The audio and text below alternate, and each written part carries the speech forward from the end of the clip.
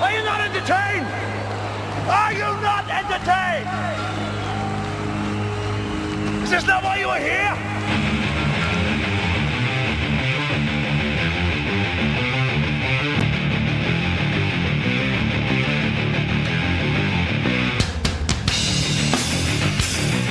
It is a new day, gentlemen. Yes, all my thumbnails will look like this from now on. I have seen the light. Only way to get people to watch your channel is to go crazy with faces like this. It's all about that smile. It's all about that annoying first impression. And that nebulous title, what could it be? What could we actually talk about? Generation Z, are they crushing the red pill? Crushing the red pill. Oh, and look at that title. Is Gen Z right about the red pill? Insert nebulous title here. Hey, and I have with me Mr. Ryan Stone, who probably still has the echo on. Hang on. Yep, that's for you. That's for you, Ryan.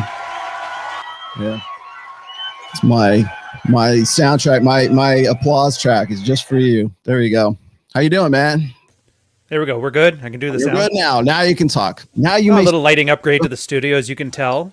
Maybe I'll start switching it over when I start talking facts. And then switch back to this for aesthetics. Yep.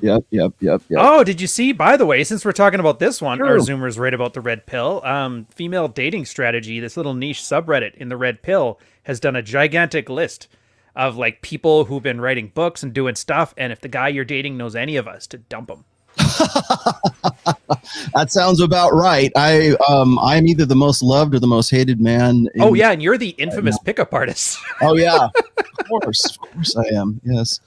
Well, I will tell you, everybody and their mother is gonna. Oh, by the way, I believe Sam Bada is in the. He's modding today. I think I have Samishi is in there too. So play nice, everybody. And good, I like Sam. Thank you very much to Double Mountain Coffee. I came back to a fresh pack of what do they call those things? K-cups. Don't brew it yourself. Just throw that piece of plastic in there. It's environmentally friendly. Oh, am I too loud today? Oh, I'm sorry. Am I too loud? Sorry. Here, maybe that's just me. I can speak up. You. People are saying I'm too loud. I'm always too. Well, I'll just speak up. I've been doing the Vaporwave Voice for the Midswatch shows, which I'm trying to do like an old. Okay to me on my end, you sound just fine. Maybe you need to turn up your speaker. As long as my mic doesn't blow up like the last time I had you on my channel, I think we'll call it all good. How is my mic hot? What about now? How about now? I got it on the slider right now. Do you guys need me to speak up? Is that the key? I didn't do anything different. There we go. Maybe that's a little better. I do turn it up when I do the announcement when I come in off of the music. So there is Sam. I see you, Sam. Thank you very much. No need to hit me up in the private chat. No. So I am back from Miami, Florida, and what a time it was. 8 days in Miami was intense. Jeez. Yeah, and you know what? I think a lot of people think of when we go there, it's like this nonstop party, man. Those two guys, like Fresh and Myron, are two of the hardest working dudes that I know. And so like we were just talking about when we were coming on here, I'm like 1 minute late, I'm 2 minutes late, and I'm like, oh God, I'm picking up these bad habits. When these guys will like they'll announce a show at like 6:30 and they won't get to it till about 7:30. But I think their audience pretty much knows that. But like when I'm not like right there on time, I'm like, oh my God. But they've got to source girls and they got to have everything. They got all their producers and it's a production, and those guys bust their ass. So, big props to those guys, because man, it was great. And that wasn't even really my point to go out there. My main point was to go to George Gammon's Rebel Capitalist conference that was the previous week or weekend before that. And yes, okay, I have to sorry Ryan, not to put you on for a moment here, but like yes, I did see Robert Kiyosaki. Yes, I have been talking to Robert Kiyosaki before any of this. I didn't want to make a big deal out of it because he's Robert Kiyosaki. And then second of all, I wasn't as aware then. Like I've been talking to Robert really since I think March or the end of March, maybe early April, because George Gammon put me in touch with him, and I did not realize just how cross-pollinated. His sphere is with my sphere of guys. I don't know if you're familiar with a real estate guy, entrepreneur guy, money guy. His name is Ken McElroy. Oh, dude, I don't know any of these people. You should really look him up. He's a great guy. I wish I had, Ken, if you're watching, I really wish I would have had a little bit more time with you at the end of that gig. But he was, again, this is a working thing. Like everybody's there kind of like networking and doing things. It's enjoyable, yes, but it was great to meet George Gammon in person. It was great to meet Ken in person. It was great to finally meet Robert Kiyosaki in person. Now, again, I'm not going to call it counseling, but I have like talked to him. I hate to call it counseling. Why do I call it counseling? Because coaching sounds so gay. I mean, yeah. Lame. Yeah. I meant happy. Exactly. So here you have it. This was us. This is some big boys. Let me tell you something, because you know how tall I am, okay? Yeah. I am 5'11", all right? Thanks a lot. And once I posted this, like I was on my way out because I had to go do the Fresh Fit podcast on Friday night. And everybody, like the conference didn't start until Saturday. Mm-hmm. And so I was headed out, and then it was just about that time that Robert was flying in, and he was there in the lobby, he's hanging out with Kim, and he was hanging out with his handlers and everything. And he saw me, and he hugged me like a long lost son, and he was like, "Man," he says, "you've cracked the code. I just want to let you know how much you've saved my life." And I'm like, it's like one of these guys, you know how it is. Like when I'm at a conference, I have guys that would just want to come up to me and just pick my brain, kind of thing. I think it's hilarious. Like, you're a soccer ball on a 6-year-old's game of soccer. It was like, wow, it gives me a big old hug. Hey, let's get pictures, blah, blah, blah. So I'm 5'11", by the way. And let me just explain to you something here. George Gammon, who is to my right in this picture, my left of this one, is about 6'4", maybe 6'5". The dude is tall. And Robert Kiyosaki has got to be about 6'2", maybe. So these guys are exceptionally tall. And you know what I think is funny is like whenever I watch Fresh and Fit, and they come to that point in every show where they talk about how rare it is for a man to be like 6 foot tall, because all these women want, 6 foot tall, 6-pack abs, 6-figure income, the 666, right? Yeah, exactly. And so like I'm walking around, and damn near every guy that I'm seeing is like taller than me, and I'm 5'11". I'm like, this is there some kind of like correlation between guys? Well, I know there was that success correlation. Success correlation with height. Yeah, there was. How did they? Well, I can't remember who did the study. I want to say it's Freakonomics, but it might have been somebody else where it was like $20,000 a year for every inch above 5'6" you are for like for like annual earnings and lifetime earnings, like a couple 100,000, something like that. And they couldn't really ascribe it to anything but the halo effect, or like, because naturals, they always get success naturally, and so they just assume it, and so they act less risk averse. They act less with less more abundance. I think it's something to do with that. They just get off on the right foot early on because of the natural skill. Yeah, my wife is exactly 5'11" as well. We are exactly the same height. Aww. And and she and my daughter and pretty much every other woman in my life has said exactly the same thing. I judge guys on height. Simple as that. And it's like, okay, well, that's just part of the game. But I thought it was interesting because like Myron is about 5'6", or excuse me, 6'5" or something like that. He's like tall. Maybe he's not 6'5". He's like 6'2". At least, at the very least. He's definitely taller than me. He was taller than anybody else at the table.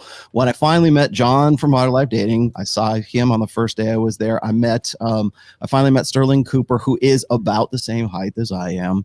And so, like, of course, as soon as I put this picture up, what do you think the first thing anybody said as soon as I put this up? Oh, the manlet comments. I didn't realize Rollo was such a manlet. I didn't realize he was so small. What is he, 5'5"? And I'm like, I knew it. As soon as I put that on Instagram, I'm like, oh, wait.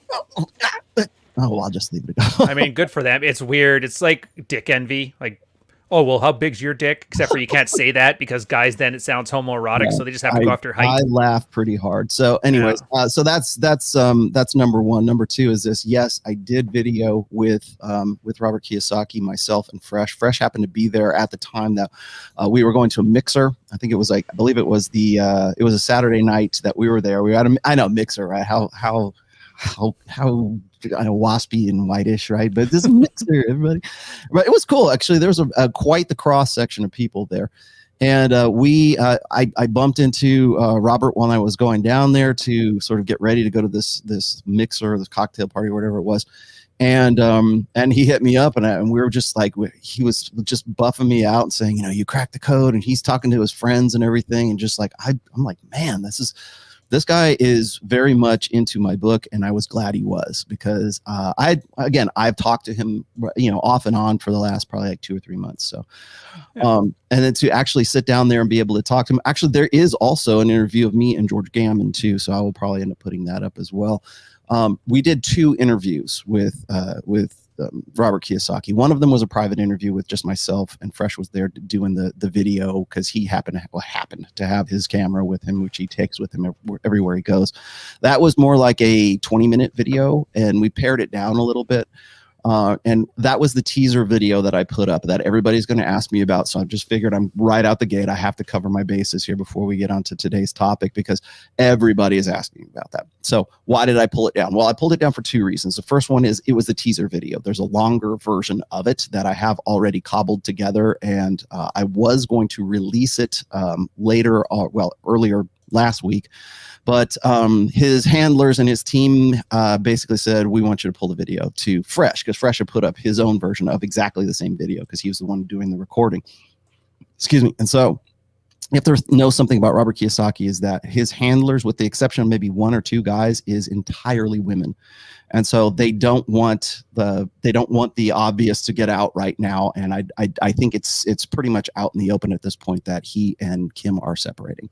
So that was something he sort of divulged during both interviews that I did with him. Like I said, there's a longer one at a cocktail party that I shot. I was probably monologuing for about a good half an hour, 45 minutes at that one, and talking to not just Robert, but like some of the girls that are on his staff. So I don't know if that's going to see the light of day. I hope it does, but out of courtesy and respect for Robert, I'm holding off until I get the go ahead and the green light to put out the full thing. But I think he's been very, let's just say, very open about the fact that he and Kim are going to be splitting at some point. So I don't think that's a secret at this stage. So once things like get a little bit more comfortable for them, I guess, then that's when Fresh and myself will end up putting out the full content of both of those videos. But suffice it to say that Robert has read my book. If he's not done with it, he was just about finished with it when I talked to him in Miami.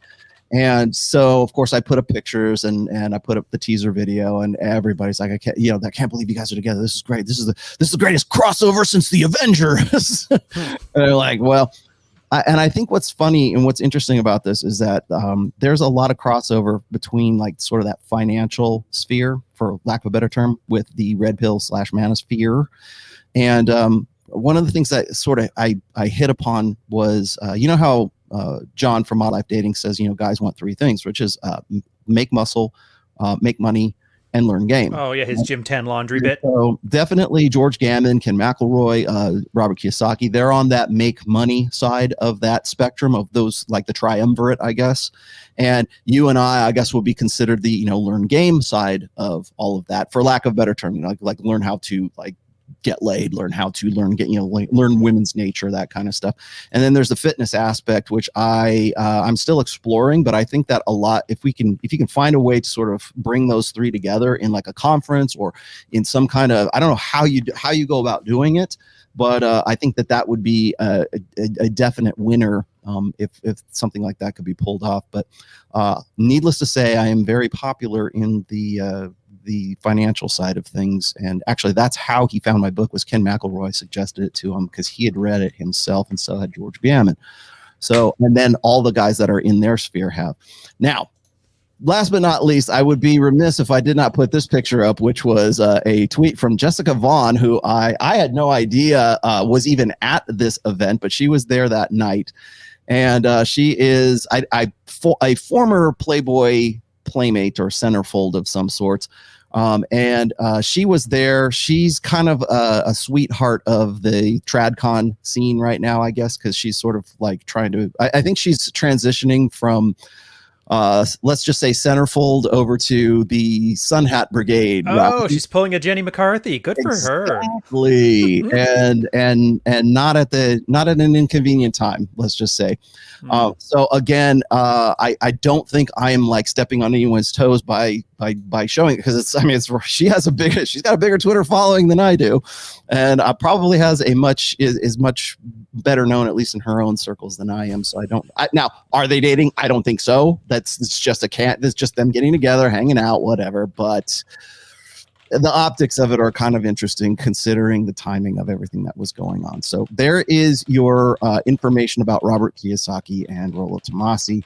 He is a big fan of my work, and so are a lot of the guys in George Gammon's circles. So I don't know how I got it. I don't know how it happened, really. Oh, it's because we're basically like porn for guys. Like, everybody knows this stuff, but nobody talks about it. Like, they can't talk about this stuff. We're like literally that you know how every guy has that dive bar? You go to there because you don't have to keep up appearances. You can go there in track pants and not care. And if a fight breaks out, you don't lose your job. It's like we're the dive bar of guys online. And I kind of like that. It's really enjoyable. Yeah. It just sucks because so many guys are like, I'd love to talk about you guys, but I can't because of work. And you're like, oh, thanks, man. It's just the marketing I need. Yep. Well, I mean, it's like it's the worst kept secret in that sphere. It's like, here, read this book, check this out.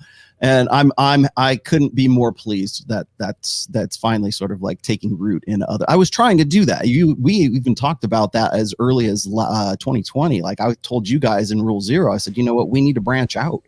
We need to it's not that I don't like the manosphere, like whatever we're going to. Really, I don't. I know you don't like the manosphere, but it's like, I realize that's where we started, but it's time to sort of like, branch out into other areas. And I don't think that it's impossible. And here we have finally, a year later, but I'm glad it's happening. So that's the story. Yes, I will be dropping video at some point once everything is kind of, once the cards all kind of shake out, then I will be doing that. But just, let you guys know what's going on. I would feel bad because I know a million people are going to ask me that question. Everyone on Instagram, everyone on Twitter has been just, blowing up my DMs and everything else. And I'm just like, okay, let me just make one big announcement here. The other big announcement is that my channel here finally passed 100,000 in subscriptions. So I got to congrats to that. Thank you very much. Well earned. Yes, and I did that while I was on Fresh and Fit for I think it was a Friday night show about a week ago Friday. And they crossed 250, and I think they're like at 260 right now. So it was great. I'm glad. I'm glad I got to that point. I think this is like, I think once you get past the 100,000 mark, it's like the minor leagues, right? I think because they give you a handler and stuff, don't they? They're supposed to, anyways. They have. What's funny is I was preparing this video, and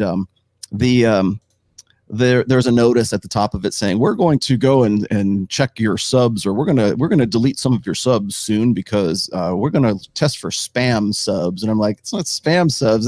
Those guys who subbed to my channel were like sent there from that show to like make up the deficit of like 130 some odd subs. That's all I needed to get up and over 100,000. And that's what they did. And thank you very much for that. But I think it's funny that like, as soon as you get over that, I'm at 106 now, so it's not going to go back below 100,000, but it's good, man. I'm glad. I also should say this is, I don't necessarily judge the character or the quality of a particular, YouTuber's, show content or whatever by his sub count. You can buy subs, you can buy comments, you can buy engagement all you want all day long, but I mean, it's nice to have that little plaque on the wall, I guess. So yeah. Well, it ties into when you were talking about slow money versus fast money too, right? Like, you didn't do it immediately, and that's the problem. Is a lot of guys, like, you'll see, I don't want to throw anybody in the bus here, so I'll just use the generality, how they got like 100,000 subs, 200,000 subs, and they caught on to like the best trends and the perfect niche at the right place, right time. Like, I talked about Trump in 2016. Yeah. But then nobody ever unsubscribes. So then you see these guys with channels that are like 3 million subscribers that get half as many views as you a week, right? Right. So it's good in that you're kind of building them slower. So it's people that actually want to see Rollo Tomassi, not like, oh, he was yelling at that chick from that video. I love this. And then they just move on. You build it based on content. I mean, there are, as you know, I went fishing. I went deep sea fishing with Sterling and Tom from Fresh Fit on Wednesday of last week, and it was a lot of fun. We were talking about that too.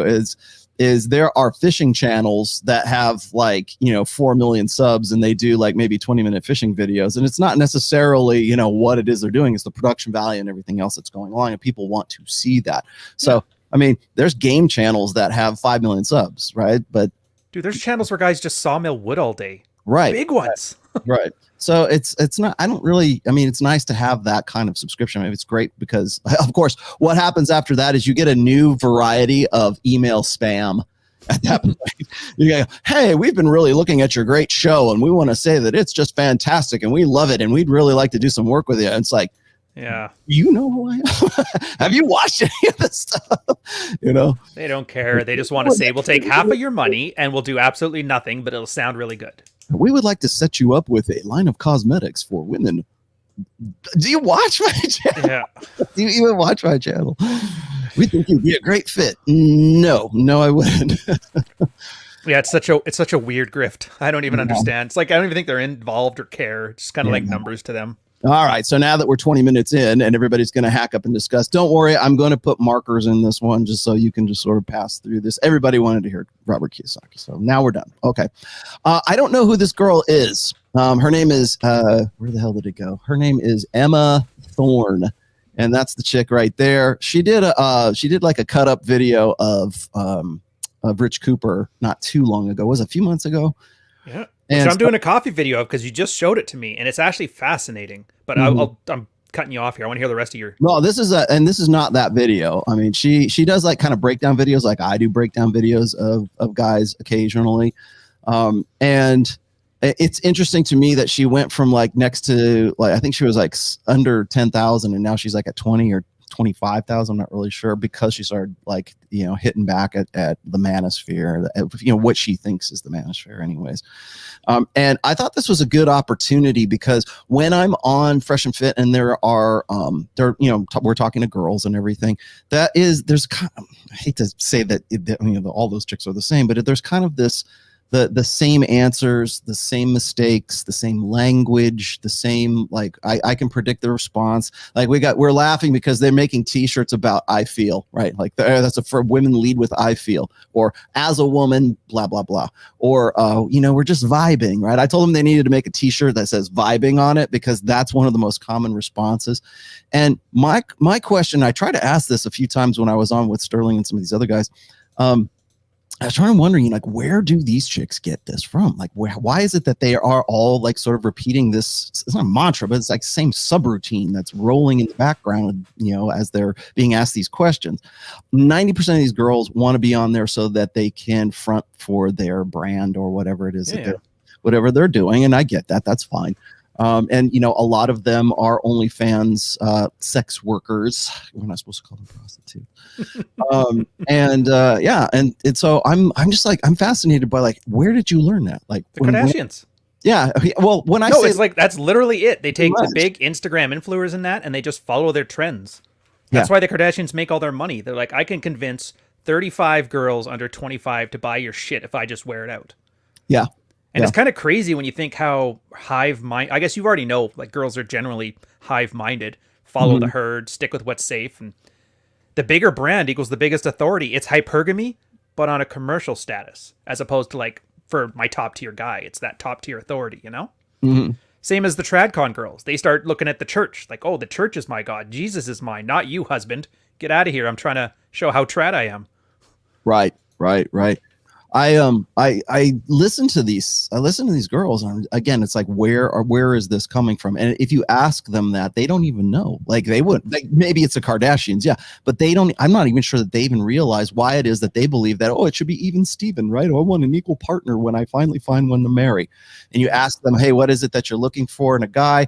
That's almost always the first question that Fresh leads off with, and it's always the same thing. It's always, what do I want for long-term security? Even the girls who are like 18 some odd years old, they're going to answer it from the attraction side of hypergamy and never really.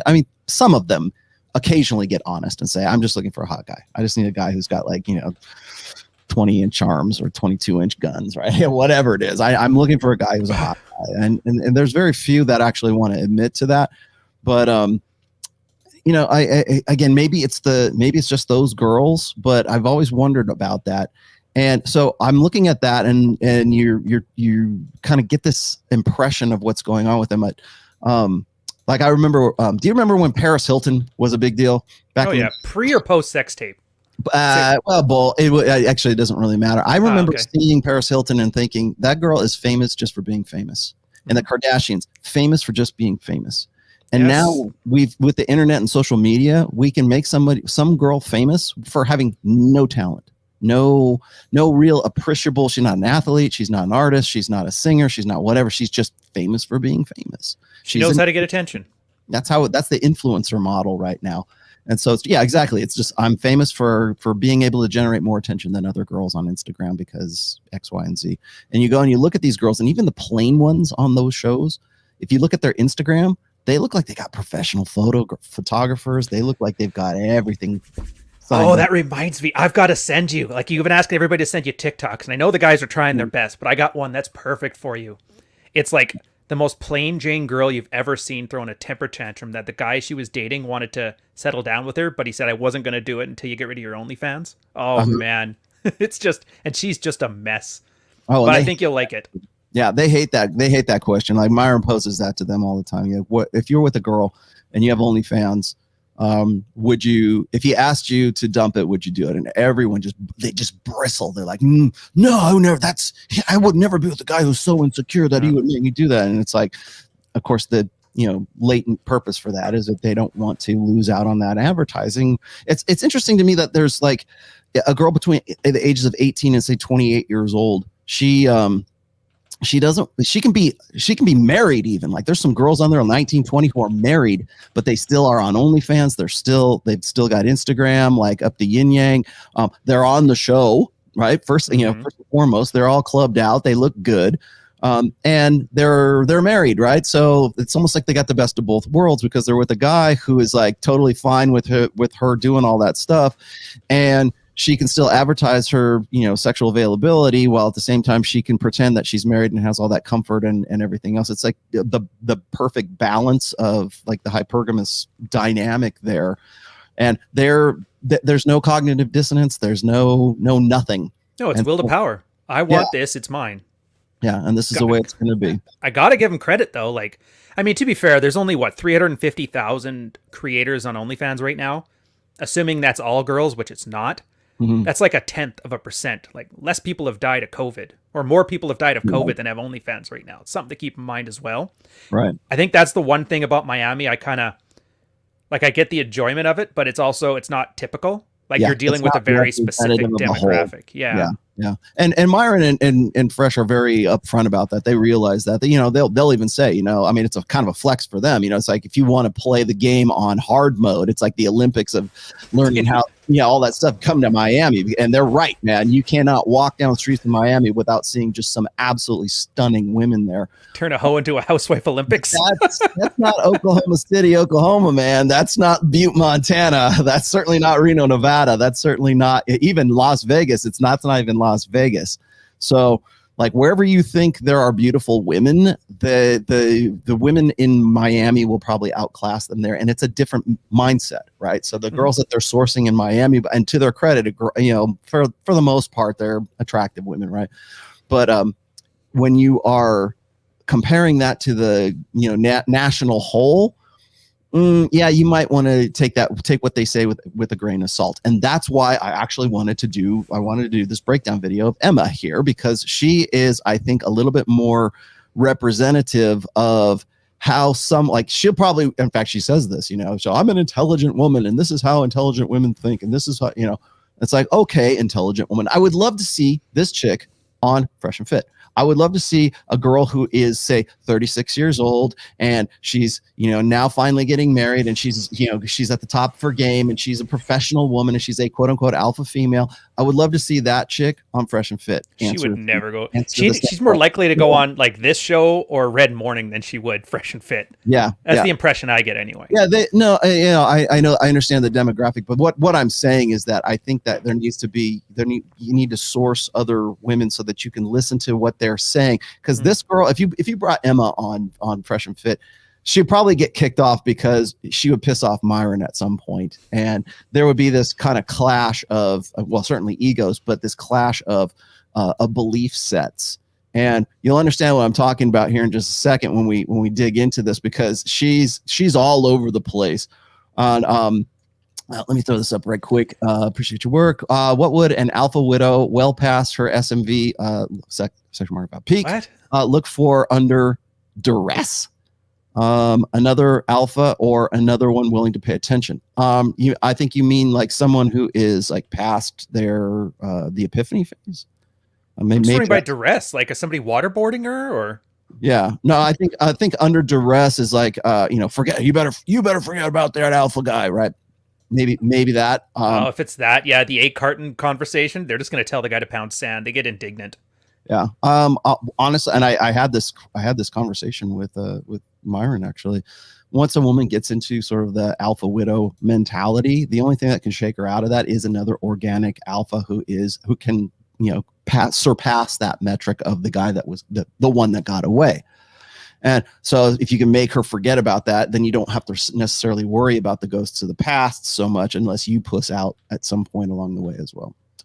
So let's get into this. Oh man. So I'm gonna start and stop a little bit here. Now I have to do caveats first here. Again, I don't know who this person is. I don't know who she what her background is. I know she is heterosexual. Okay. So I thought so too, but during the video, you'll understand she has a boyfriend who is like a gamer nerd, and she's a gamer nerd too, as you can see in the back there. A lot of her stuff looks very anime-ish, very like video gamer girl style stuff. Looks like she's got Sesame Street toys in the background there, but it is what it is. That's her thing, and this is the reason I like this video is it sort of explains her thought process, how she gets to some of these opinions and why she thinks these guys are wrong. So along the way, we'll just sort of, opine as she goes, but as we do. So I just want to, again, emphasize that this is not an attack on her. I don't know her personally. I don't know her background or anything else. So I'm not gonna sit here and say, well, she looks like a 12-year-old boy with that haircut, right?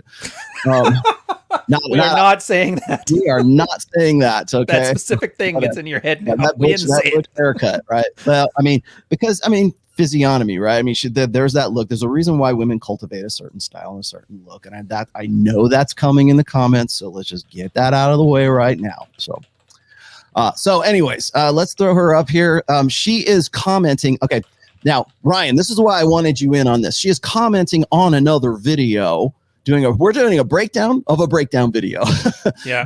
The video that she's talking about, I don't know who this dude is, but this is why I titled this, is Gen X breaking the red pill? Oh, and dude. The reason I'm saying this is because the guy who's actually putting this animated video out there is trying to explain some red pill principles, and you can tell he's a rookie. You can tell he's coming to these, maybe he read The Rational Male, maybe he's, in the manosphere or whatever, and he's trying to sort of make a name for himself, whatever. I'm not going to begrudge him that, but it's very basic. And this is why I do what I do. So when people go, well, Rollo just likes to hear his voice all the time. He just talks and talks and talks. He gets monologuing and blah, blah, blah. It's like, no, I try to be comprehensive so you can avoid stupid shit like this. That's why I do what I do. I have a hard time believing people who complain about your monologues and then go listen to 2 hours of Jordan Peterson talking about your room and lobsters. Just saying. Yeah. Hey, did you know lobsters will save the world? It's hard. And that's the basic of it. Like that's what they got out of it. That's the sound bite, and they'll do like 20-minute animated videos to tell you why that is. Right? Mm-hmm. This is very much along the same line. So in a way, it's kind of like the blind leading the blind being criticized by the more blind. And so now it's like the adults have to step into the room and say, no, this is what's really going on. So I'm going to start this off here and we'll just pick it apart as we go. So. Of facts, like crazy facts. The titles are hysterically clickbaity. Starts off with 4 craziest things I ever learned about girls, and then there's 6 craziest things, and then there's 5 craziest things. It's like there's not even a consistent number in each video, which I find deeply frustrating. But so I'm just gonna see what these crazy facts about girls are, and I'm gonna see whether they're true, you know, based on like science and being a woman. Women are exclusively referred to as girls in this video, by the way, which is another thing that is like, I don't personally massively care. I don't mind being called a girl, but I think it's a red flag when somebody like this, who is very red pill, only refers to women as girls, and just that's it. Girls or females. Females is... She loses her mind over the female side of things here. Well, it's because she's hypersensitive to reputation right there. Yeah, yeah. Girls, she hears belittling. Female, she hears like dehumanization. She's literally looking for a fight. It's just crazy. She's really good at the subtext, though. This is why I think Myron would probably kick her off so quick, because yeah, like she would... Yeah, she's just subtle. You'll see. I shouldn't be spoiling it. Yeah, she would probably make Myron insane. But I want to throw this out there real quick, is like, no one cares of when somebody refers to a guy as a boy, or a guy for that matter. Guys, girls, nobody like you know, it's funny. I wrote about this in, I think it was in book 3. Whenever we refer to a guy, or a guy refers to himself as a man, that's when women go, man. If you're 18, technically by state law, you're technically a man, right? I mean, you're a legal adult. You can vote. You can go die. You can die in the wars, right? I mean, you can go get drafted. You got to sign up for selective services. By 18, you are essentially an adult, and therefore you're an adult male, which is usually referred to as a man. But when a guy refers to himself as a man, women kind of snicker and twitter and sputter. It's slightly worse. His description says, here are some of the craziest things I've learned about girls and female nature over the years. Oh, he does say girls and females. Teach me something. For most guys, understanding your typical girl is kind of like trying to understand the meaning of life. And over the years, some of the things that I have learned about girls have been nothing short of shocking. Now, shocking. What you are about to learn in this video are some of those things. So with that said, let's get right into it. Number 1. Get a high girls from get talking. An emotional high just from talking. Something that is really fascinating are the differences in neurophysiology between males and females. How many of you have been talking to a girl for longer than a minute or so? And during that time, it almost seems as if the longer that you talk to her, the more that her mood begins to change and become more and more positive. And at some point, you start... It depends if you're having a good conversation or not. If I was having a conversation with this guy, I have a feeling it would be going down and down and down. Positive comments and conversations release oxytocin. I don't see anything that's specific to women. It's just like enjoying good conversation releases oxytocin, which isn't there it is related to gender. I'm gonna... Yeah. She says, I did this for the rich one she did 15 times. She's like, well, this could apply to both genders. She is ass deep in blank slate equalism. Oh, yeah. Yeah. You're going to find out throughout. I mean, that's the one thing that really characterizes this entire video is she's steeped in blank slate equalism. She's steeped in social constructionism. Like that is her goddess, whatever it is the only reason anything exists is because it was a society that created it, society that taught that to you. Now, remember when I was telling you before, it's like, I've always wanted to ask these girls, where did they learn this? Like, where did you learn that that we should be egalitarian or even Steven or you know, what is it? Equal partners in marriage. That is straight out of the social constructionist rule book right there. And she is very heavily in this. Now, I want to also point this out too, because this guy butchers this. This is why he already got the chemical wrong. He said serotonin, it's dopamine. Yes, exactly. And yes, the other thing is that you have to remember, like, people have asked me about oxytocin in the past too. Oxytocin, by the way, for women is a post-orgasm hormone. It is released in much higher doses in women right after an orgasm. In fact, some people are saying that women's orgasm is so that she will fall in love and have trust with the guy that actually got her off. Beta trait. Again, that's evolutionary psychology. I'm not saying it's set in stone. I'm just saying that's the theory. Okay, not you guys can go look it up. I'm just connecting dots here for you. I just work here, man. So let's keep going. But he butchers this, by the way, with the oxytocin thing. yes, women do get an emotional high, or they do get I won't say they don't get, it's not like they're smoking dope when they're like, talking with your girlfriends or something like that. But women derive pleasure from conversation, usually with other women, but it can also be with guys. Now, I'll let this finish off here, but remember this, because when I say women have boyfriends and girlfriends, and if you're not banging her, you're her girlfriend, keep that in mind, because I'm going to come back to that as soon as they finish this section. Let me just... Oh no, there's no sources. Of course there's no sources. So I'm going to have to say citation needed on that. Feel free to hit me up with science. Got plenty. If you know the science there. Got plenty. Such a Reddit answer as too. girls communicate with someone, their brain literally releases special chemicals that provide a sort of euphoria, or what you would call a high. No, he's talking about oxytocin. Is that this so-called high actually lasts for quite a while. Men produce that too. Men produce oxytocin. Why does this matter? It matters because guys are Women always produce wondering testosterone, what too. the best way is to attract a girl, and the answer is through Are they? conversation.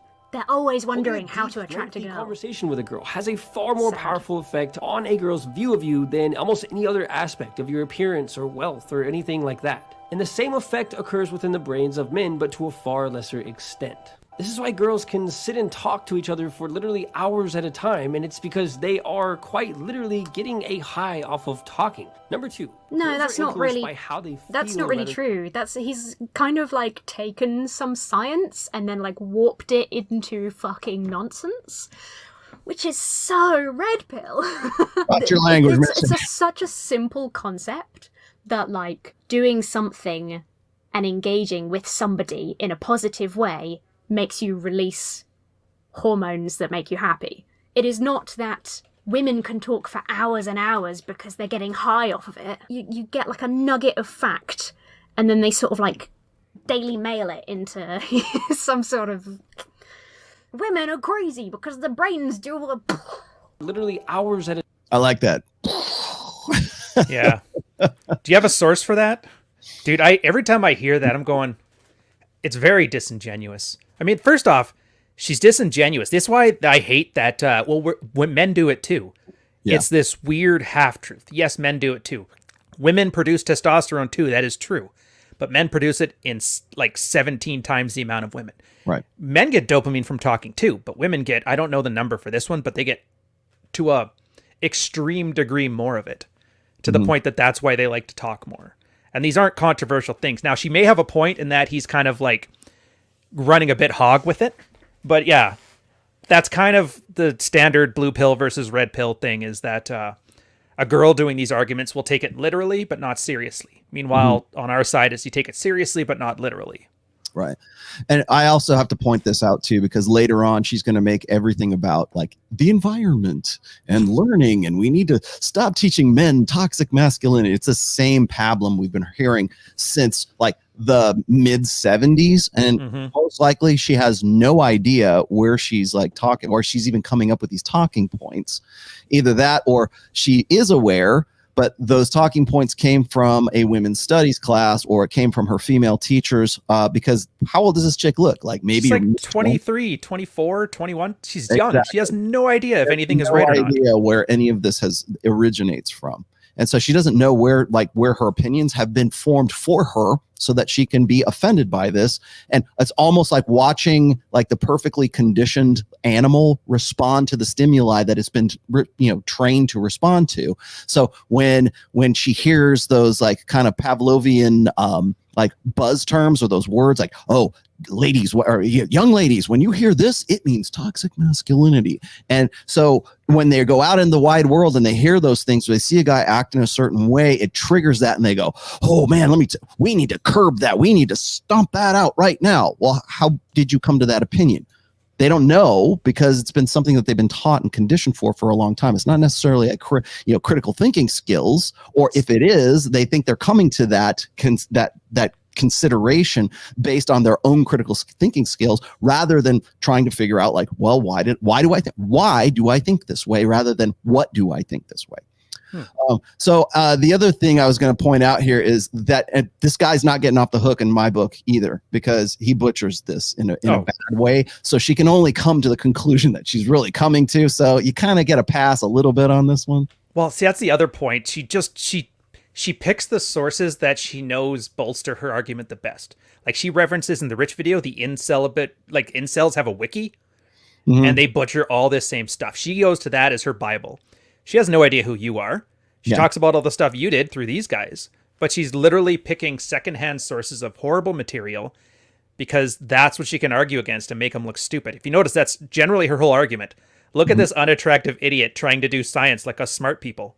Can you believe him? Yeah, exactly. Yeah, we're the intellectuality or so whatever. I don't even know what to call it. Well, and her whole posturing, it's like the whisper academia. thing. She's just trying to morally posture as being the better person. Therefore, her truth is the truth, and his truth is evil and bad and morally wrong. Right, exactly. And then I will also want to point out that beside all of that, men and women are different, and men and women men and women converse differently. And now, if I were to go and I were to show her, which I have already lined up here, lots and lots of different, let's say, study. Like, all you have to do is go on Google and say men and women are different, or like type in men and women process emotion differently. Put that in there, and you will find literally hundreds of studies pointing out to exactly that.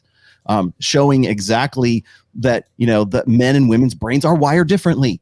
And if you go and you did a show, and you know what, she would not criticize a show of a woman going on and saying, yes, women have a greater facility for communication than men do. Oh, yay, of course. Right? If she was a TERF, she'd agree that men are stronger than women and it's not fair to put them in sports. Is it so hard to believe that, like, physiology, but maybe mentally too, there's some psychological differences? Right. It's such a small leap. Hardwired evolutionary differences. Yeah. The reason she doesn't know that is because anybody who's attempted to like make those comparisons gets canceled, or their papers don't get funded. Their research doesn't get funded, or the papers they actually can get done go down a memory hole. That's why you don't know these things. Yes, there is absolutely a hard, concrete, biological, evolutionary reason why men communicate the way they do, and the reason why women communicate the way they do. And yeah, both men and women do derive pleasure from conversation. Women more so, because women are wired for that. They're wired for communication. Dozens of studies. You don't need this. This guy doesn't have to cite sources. You just need to go do your homework, look online, and say, "Is that a conversation?" And you will find, exactly. Go talk to a real person. You'll find it yourself, right? Yeah. But I mean, literally, it's never been easier to source this information. Now, it's on the guy for not putting something out there, and probably heard it from me, read it somewhere in somebody's book. Maybe it was mine, maybe it was somebody else's. That women converse covertly. They are more sensitive to subcommunications. They are more sensitive to facial gestures, physical gestures, facial expressions, vocal intonations, and that changes actually when they're ovulating. On top of that, too, so we can add that to the mix as well. You want those studies? Fine, go look up Dr. Marty Hazelton, and you will find exactly what I'm talking about. And has been on the books since the late 90s, early 2000s. You mentioned Marty Hazelton. I got to take a drink. Lots and lots. Yeah. Take a drink. Marty Hazelton, hormonal. Once we get to Steven Pinkerton, I got to do it. Oh, we're getting it. Oh, we are definitely getting to Steven Pinkerton today. Yep. Time, and it's because they are quite literally getting a high. I find this art vaguely disturbing. Girls are influenced by how they feel rather than what they think. Now, this is something that I learned that forever changed how No, I hate this one. The women are more emotional and men are more logical. We know that that's bullshit. We know that it's bullshit. I talked about this in a video already. Girls are influenced most by how they feel. Well, maybe you're some sort of emotionless clown, and just in contrast, the fact that women are more emotionally available because of social upbringing. Did you see that? Yeah, go ahead. Did you see that? Okay, audience, did you guys see that? Yeah. This makes me feel uncomfortable. We saw that. Then the next sentence, he's saying that girls derive things from their feelings. She's like, that's bullshit. I'm like, the left side is not talking to the right side there, and that is a piece of work right there. And if you know to spot it, oh man, just muy caliente. Yes. Women lead with their emotions. Okay. They lead with emotions. Again, it goes back to instinct, emotion, and reason. Men tend to lead with reason. They get to emotion afterwards. It is simply the way we are wired. I can show you the brain scans. I can show you stuff as far, like, I think the first time I encountered this was back in 2014. And it was the brain scans of like the fMRI scans of men and the neural wiring. Like for men, like, again, let's drag out Dr. Pinker right now. Why not? Men tend to be interested in things. Women tend to be interested in people. Those are the simple statistics. It's easy to find. Go look up Dr. Steven Pinker. Look up gender sex differences. He's done several talks about this and has done the research. Okay, women lead with emotion, innately lead with emotion. Men innately lead with reason. Now, because she's about to say this, I'll just throw this out there before she gets to, let me preempt her a little bit, because she's going to say, well, I know lots of guys who are over emotional. And it's like, yeah, I'm sure you do. Because lots of guys are bitches. For 90% of them, they have been conditioned by you want to talk about here? Let's talk about social conditioning now. Yes, they do, because they've been taught to emote like women. Because they've been taught that the female correct society is the way to do it. The more female you can be, the more you can emote, the more you can express, the more you can get in touch with your female side and your emotions and everything else that we've been talking about since the 70s, long before you were born. And when I was a wee lad, right, back in the like 74 and the Gloria Steinem era kind of stuff. Yeah. We've been talking about that for a very long time, and we've been trying to condition men to be more emotional. Can you teach them to override that rationality?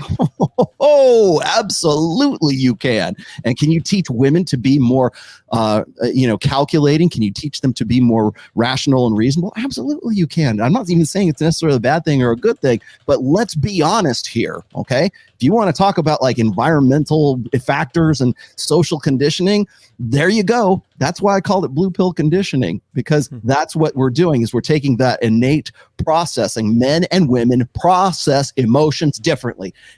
I got all kinds of research. I got all kinds of sources to cite for that.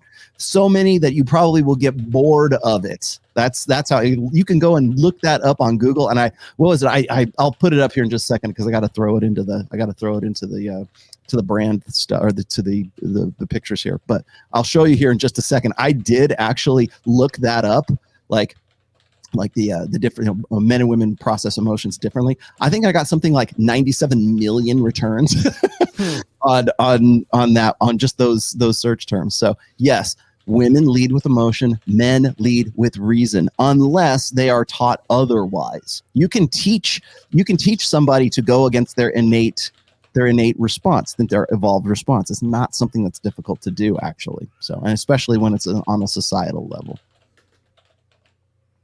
Because it's environmental. I think about females and attraction. Females. This can be a hard one to grasp, because as men, we tend to navigate the world primarily through the lens of logic, whereas females tend to navigate the world primarily with emotions. That's not to say that females cannot think logically, because they definitely can. And some girls actually do think more like men using primarily logic. But as a general rule... So this is like 50s style male scientist explanations, right? You get this a lot with older literature. I find this all the time, where it's like some women actually think like men. And it's like, no, you're just discovering that women are also intelligent and logical, and that all people think in different ways, and some women are more logical. It's like they have to rationalize it by being like, some women think like men. I know plenty of men who are way more emotional than logical. Look at the incel movement. I'm talking about this movement of men who are just driven by like hatred and sadness and loneliness, and everything is like, oh, life is not worth living because I can't get a girlfriend. That is like the antithesis of logic, and it is wholly like living your life by your emotions. There's no truth to this. Men are more logical, women are more emotional, except for the fact that women are brought up to be told that it's okay for them to express their emotions, and men are taught to be more emotionally repressed as they Okay, now that's the social conditioning side of You things. got to give her credit on that one. Like, she's not wrong. Well, I understand. Yeah, she's 100% right about that. Yeah, they are, and they have been brought to that because that, like, if you were to ask incels, why are you so despondent? Why are you so nihilistic? Why are you so, suicidal and upset and angry? Well, every emotion she just rattled off right there. They're not going to say, I'm just an over emotional bundle of nerves. They're going to say, I'm black pill. And I see this data on a daily basis. That's what they're going to say. They're going to say, the reason why I'm having this response, or the reason why I'm whatever, black pill, despondent, nihilistic, whatever you want to call it, is because they see the data. They see this on a daily basis. It's confirmed for them every single day. Yeah, I'm a loser. Yeah, you are. And it's confirmed for you every single day. So it's not. So yeah, in a sense, I guess it's because of that confirmation and that social confirmation. Now, they don't realize that they can do something about it. And here's a guy trying to explain what you can do or why women are the way they are. Why he's essentially the guy she's criticizing here is talking about female nature. And he's trying to explain female nature. And at every turn, she's like, no. And it's like, it's snark is not data, right? Snark is not going to help these guys. Well, that's because she already won the argument. He makes her uncomfortable. He's unattractive. Now she gets to set the tone of what's right and wrong. That's why all she has to say now is no.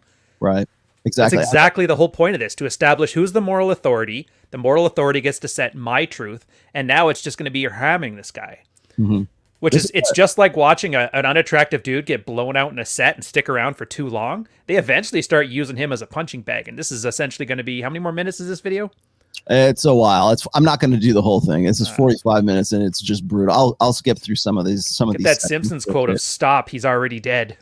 Yeah, exactly. Well, and so she relies like almost entirely on social conditioning. And I'm not saying that social conditioning isn't a thing. It becomes a problem when it's the only thing. And that's why I've been, quoting Steven Pinker's Blank Slate, The Modern Denial of Human Nature.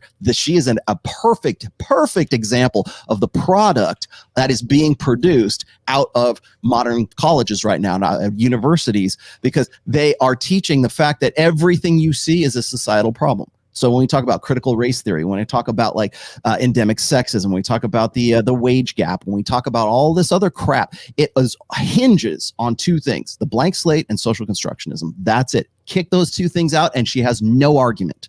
You go and you show like brain scans. You go and show the empirical data that like I would love for her to go and do a critique of that book, of The Blank Slate and it's a dated book on top of that too. Like I think it was produced in like the early 2000s, and there's so much more like information and access to data that Pinker didn't even have access to back then, and he was already calling this nonsense out. And she is the like Gen Z product of years and years of this clinging desperately to the blank slate and to social constructionism. I want to put this real quick here. This is just, what is it?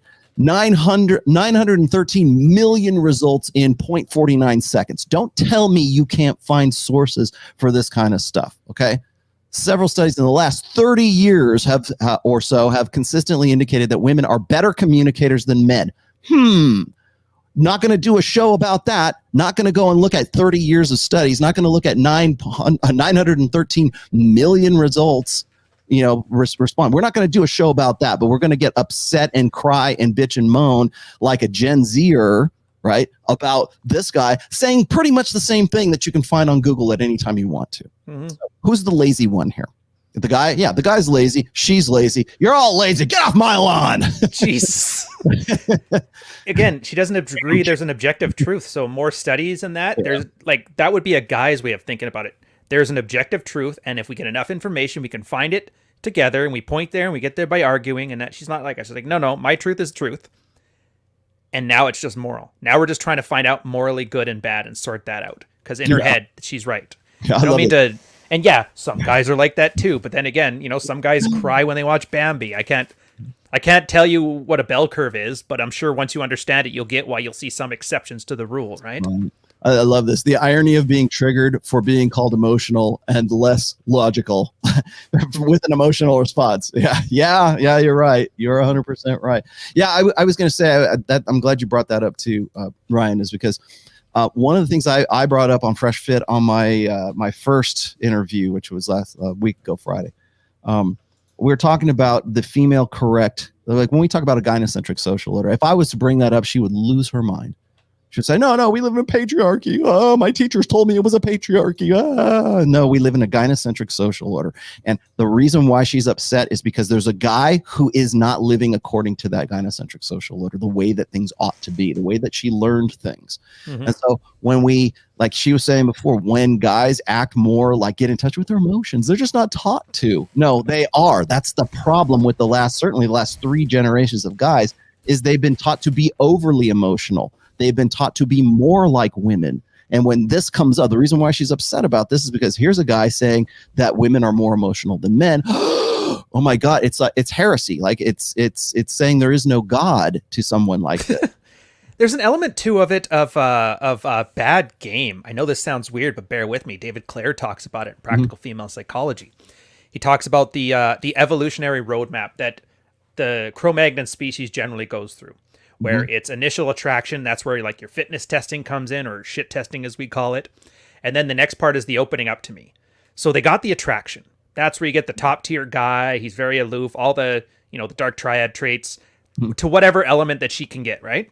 You're now her hypergamous best option. She wants to secure commitment from her hypergamous best option.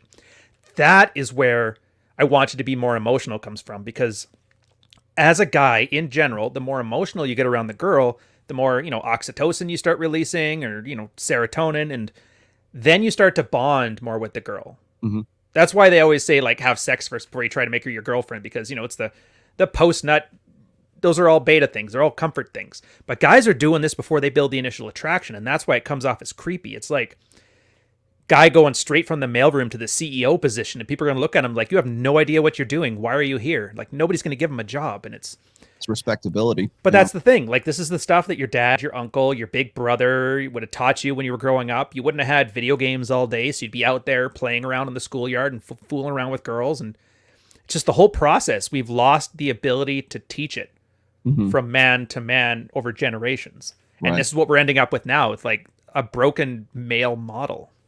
Right. I think that it's important also to remember here, and I made this, like I said, I made this point last week, is that we live in a gynocentric social order, and in that social order, to be female is to be more correct. To be a guy, to be a more perfected human, right? A good human is to experience the world more like women experience the world. Hey, don't you have an essay on that? I have several essays. Actually, I was thinking the removing the man. That one specifically. Yeah, exactly. Well, I mean, that's simply there because, and women will say, well, it's totally cool. We should be doing that. We need to remove the man. We need to make it more gender equal. No, you're not making it gender equal. You are actually removing the masculine influence out of that. They're not worried about removing the female experience. To be more equal is to only promote one gender, and that is the female gender. It's not to promote men. It's not to promote anything masculine. When I talk about conventional masculinity or positive masculinity, this is what I talk about. There is no push to emphasize the masculine, because if you do, then you get this kind of response, this kind of snark, right? This expression on her face right now.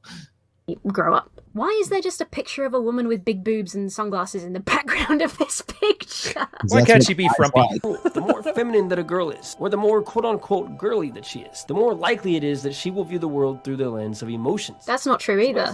Citation needed? Can I see any of your sources, please, Far From Average? Can I see a single source that you've gotten all this science from? Lots. That would be really Why would you say that? useful. Why would you say that? Actual real sources, not like a blog. You heard that before? Not like an incel blog. Well, it's an appeal to academia. It's whataboutism.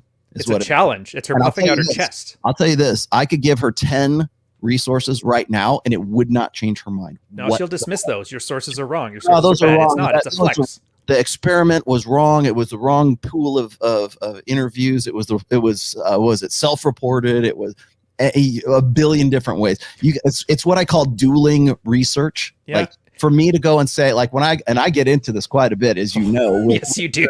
with certain guys, when I talk about like ovulatory shift and the research that Marty Hazelton has done for like 25 some odd years, one guy goes, well, there's this meta study that blah, blah, blah. And it's like, what is it? The maxim is this, is it's an order of magnitude greater to refute bullshit than it is to create bullshit.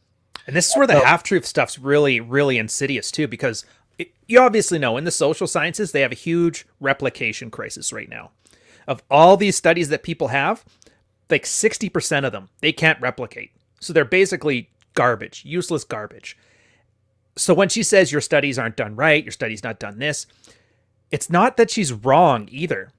But that's kind of beside the point. But it just makes it very easy to dismiss because, yeah, she's right. You're going to point out 20 studies that prove your point, and 10 of them are going to be unreplicatable. All she has to do is point at any one of those to show that all of them are garbage. Right. So in this way, it's like a no-win situation. This is why I can never understand why guys have these arguments, because there's no winning. So why would you play? Right. Behavior from a girl is influenced by how she feels and not so much by how she logically thinks about something. Let me give you an example. Imagine you walk up to a girl and you're holding a piece of paper that has all of your accomplishments in life and everything that you think is amazing about you. And so what you do is you run down the list, explain to her in a logical way why you are a good catch. And maybe you really are a good catch and you have a long list of reasons of why she should like you. But guess what? None of that will matter if you can't make her feel something for you. That is actually the most useful thing that any channel like this has ever said. Don't waste your time listing off your accomplishments. I have seen so many men do this on like dating sites, and again on the incel forums and things, they are rife with it. Like, I can drive and I have a good job. I've got savings in my own house, and it's like, yeah, but you know, I need to like you as a right. So the feelings are good then because they're good. Yeah, she's making their point for them. Yeah. Oh, feelings. Yeah, we're totally about feelings when it comes to the nice stuff, just not the bad stuff. Yeah, exactly. Oh, yeah, we don't lead with our emotions until we want to feel something for a guy, right? Yeah. And I don't want to dunk on her, but the midwit mentality of like, I went on the incel forums to argue. She's basically going to talk sexual dynamics with guys who self-admit that they've never gotten laid. Yeah. It's like, come on. That's like Homer Simpson when he did that science fair with the 9-year-olds and beat them all. Yeah. I mean, if you want to start doing circles around that with the 110, room temperature plus 20% IQ, it's just, I don't even have a word to describe it, but I'm just like, she's correct in one respect, is that this is what a lot of guys do. This is like the guy is like making a point. She's actually agreeing with it, and I will agree with it too, which is you can't appeal to reason. Yeah. Wow. Sounds like you have to appeal to feelings. Emotion, feeling. Wow. Weird. I thought you said no to that like 18 times already. Yeah, I mean, she made a real point to tell us that, well, men are emotional too. We're not just, we're logical as well. If that were the case, then you wouldn't have a problem with this. Then this would, like I've said this before. It's like the guy who kept the Excel spreadsheet. Oh, that guy. All the things like, well, I've got this and this and this and this, and what do I have to do? It's like these guys are just trying to they're being pragmatic. They're being deductive. That's what men do. We solve problems. If our problem is reproduction, we're gonna go and find out, well, what do women really want, right? She was just saying a minute ago that, like, when it comes to guys, it's like they should be able to do this, right? They should, like, women are just as logical as men. That's the problem. That's why this video, the guy's video, exists in the first place, because it gets them nowhere. Mm-hmm. That's why they appeal to reason, say, well, I got a job, I love my mom, I hit all of the 436 bullet point checklist that Royce used to talk about. I have all this stuff. Logically, realistically, you should like me. That is exactly what Vox Day used to say that gamma males do. Right. That's and you know what, when they do that and they say, you know what, ladies, I should be the one that you should be going out with. I'm a better choice than those alpha schmucks that you are so, the hot guy in the foam cannon party that you guys want to get with all the time. Why am I not at the top of the list and I'm at the bottom of the list and you want to fuck that guy, but you don't want to bang me? Right. Logically, I'm the one that you should be with. Women don't make those choices using logic. That's why you don't appeal to reason. He's saying that, she's agreeing with that, but yet it's still, well, women are not as emotional. It just depends on what they've been taught, right? Mm-hmm. No, that's not how it works. In fact, his whole video is pretty much premised on the idea that women lead with their emotion. And now she's confirming this by saying that, if you go and like these guys are unsuccessful because they're too analytical. Like, what is it? Paralysis through analysis. Confirms it when it's convenient. Yes. Denies it when it's not. It's kind of clever, isn't it? And even what was it? Vox Day was saying when gamma males do that, like women have this irresistible like urge to punch those guys in the face, and they literally get violent. They really hate the fact that they can't counter anything. He does actually have all that stuff. He has actually made himself into something. He actually is a great guy, and they can't explain why they have absolutely no arousal and no attraction for that guy, because what's happening is they're trying to convince that woman that she should reproduce with that guy because of all of those things. What that does is it removes sexual selection, the power of sexual selection, the power of hypergamy away from her, and says, well, obviously, clearly you're the rational, reasonable choice for me to be with, but I can't help myself because I really want to bang this hot guy over here. They don't understand that. And if I were to explain this to her, she would probably agree with me, but she wouldn't know why she was agreeing with me. Well, it's the same way. Like, how does your heart beat? How do you make your heartbeat go? You couldn't tell me, but it goes, and it goes. It's the same thing. Yeah, exactly. Let me throw this back up. Person? Like, if that's being illogical, then fucking don't be such a clown. Is the assumption then that all men choose their women or their girls, by like a list of criteria and not by how they feel about them? I see so many guys who are on paper complete losers. Not wrong there yet either. They are still able to get with girls that many far more qualified men simply cannot. More get with. qualified. You don't deserve. You don't. Something for him. No. You don't qualify to get a woman. A woman isn't a prize that you should be awarded for being an average person who like has a job and washes once a day. That's not how it works. Okay, well, I love the Karen fingers. No. Then what is? She's already got the Karen haircut, right? Then what is, right? I think what the problem is that she's having with this is that, first of all, she thinks that she's being objectified. She thinks that she's like, oh, I'm just a prize to you. How do I win the prize? How do I earn the thing? That's how guys think, right? We are deductive, rational, reasonable guys. How do I get from point A to point B? She just said earlier, God forbid you actually talk to a woman to find out how to get in her pants, right? Or why would you take advice from these red pill guys and not just go ask a real live woman, right? Do you know any live real women? How many times have you heard that as an excuse? Do you know any real women? Your dick qualification is always the first thing they bring up. It's always it always follows up with who hurt you, right? Do you know any actual women? Because, by the way, that comes up so heavily in the Rich Cooper video. You guys got to see it. I'm coming out with a video this week. You're going to love it. Yeah, I'll link it. I'll link it in the description once we're done with today's show. But like the thing that gets me is like she uses this as like, well, you're just dehumanizing them. Well, the thing is like they're trying to figure out how to go from point A to point B.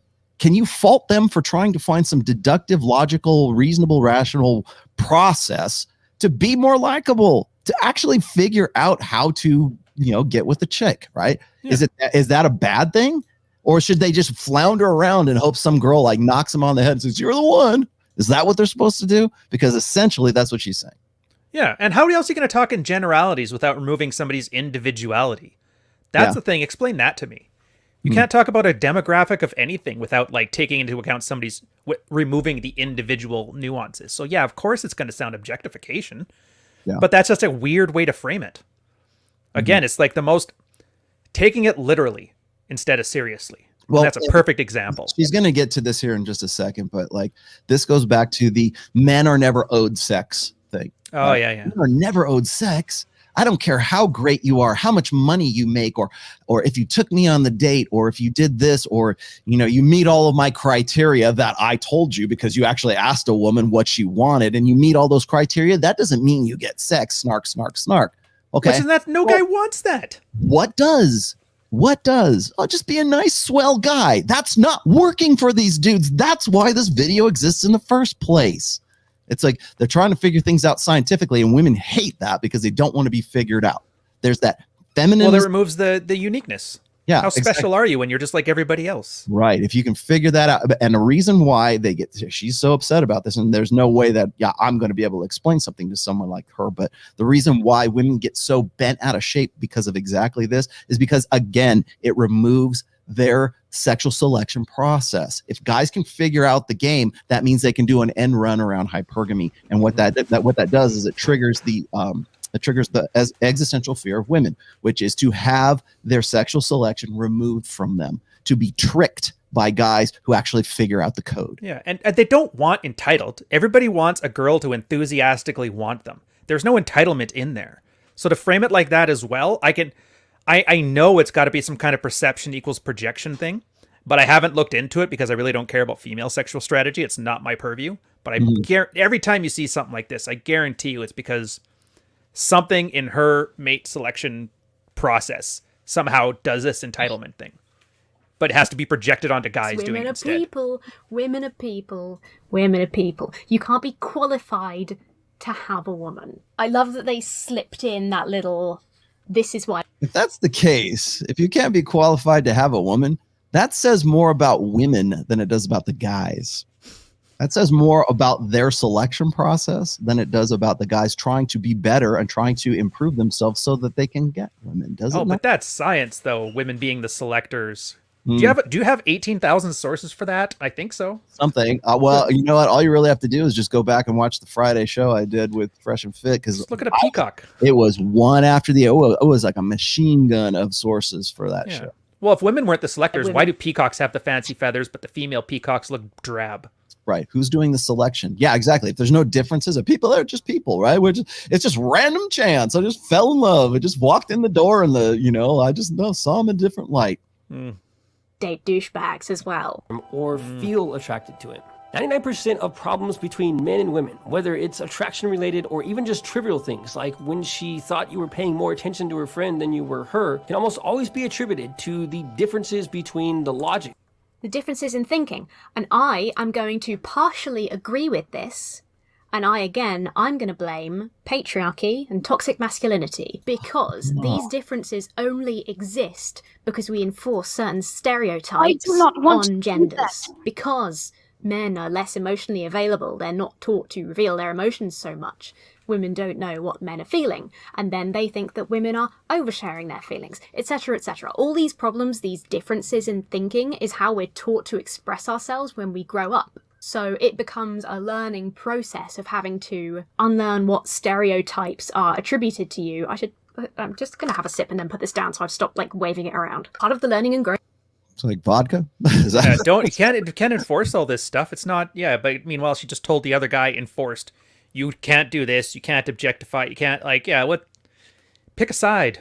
Well, we're still teaching the idea that the society is patriarchal, that we're teaching patriarchy, that the reason why this even exists is because we're teaching guys to repress and deny their emotions. And the problem with that is that hasn't been true for probably about 35 or 40 years right now. Because we have systematically made generation after generation of young men into emotional pussies. That's what we've done. We've done that deliberately in our media. You want to talk about social conditioning? Social conditioning has gone exactly the other way. That's why they have programs in China right now trying to remasculinize guys, because too many guys have been conditioned to be exactly like this. Do you know how many TikTok trends there are just of guys crying? Yeah. It's insane. Yeah, we're supposed to, and so it's not so much. Again, this is the getting back to what being female correct. What's the correct way to think about things? What is the correct life experience for a human beings, people? Right? That's the lie of individuation, by the way. Okay, which is people are just random snowflakes. We're all special. We're just forces of nature. We're just these chaotic. We don't know why we are the way we are, or we're the way we are because we have. We've been taught to be in a patriarchal society. We've been taught to be assholes, right? We've all these boys have been taught by their drill sergeant fathers, right? They've been taught by coaches who smack them upside the head, Johnny, and stop crying, right? Get on there and go and learn to shoot a rifle, right? That's what they still think exists today, because if it doesn't exist, their entire ideology, their entire belief set crumbles if that's not actually the case. And it is not actually the case. We can provably see that men are more feminine these days. Men are more in touch with their emotions, right? The military alone, they flat out told us day one in basic training, we are not allowed to touch you. The only punishment they were allowed to do was deprive you of sleep. So like that idea of being smacked around by the coach there, that's arguably not true. It's been policy since the 90s. Yeah. Hey, I want to throw this one on there. I know you hate that, but thanks for whatever. that. Thanks for that $100 Happy Father's Day card for me. Thought Terminator, very much appreciated, my friend. Let's keep going. But again, this is the social constructionism argument once again in stark contrast to everything else. All her entire belief set crumbles if that's the case. And again, it's what is the correct way of thinking about things. If patriarchy doesn't exist, then she doesn't exist. Her ideology doesn't exist. And if the blank slate doesn't exist, and if social constructionism doesn't exist, then she doesn't exist. Oh, and then the last thing I wanted to say is this, is that because of that social constructionism, because of that societal correctness, when we go and we say something like men experience or men process emotion differently than women do, what we're saying is that guy is innately incorrect. There's innately something wrong or retarded, and I mean that in the clinical sense. Like he's stunted in his emotional maturity, and you can't reach the female perfected side of things because you process emotion differently than women. It's not that men are less emotional than men. It's not that men can't learn to be more or to ape the emotions or ape the responses. If they learn that, the problem is that they're not wired for that. We're not stunted. We're not defective. It's just that we don't do it the same way that you do because of our hardware.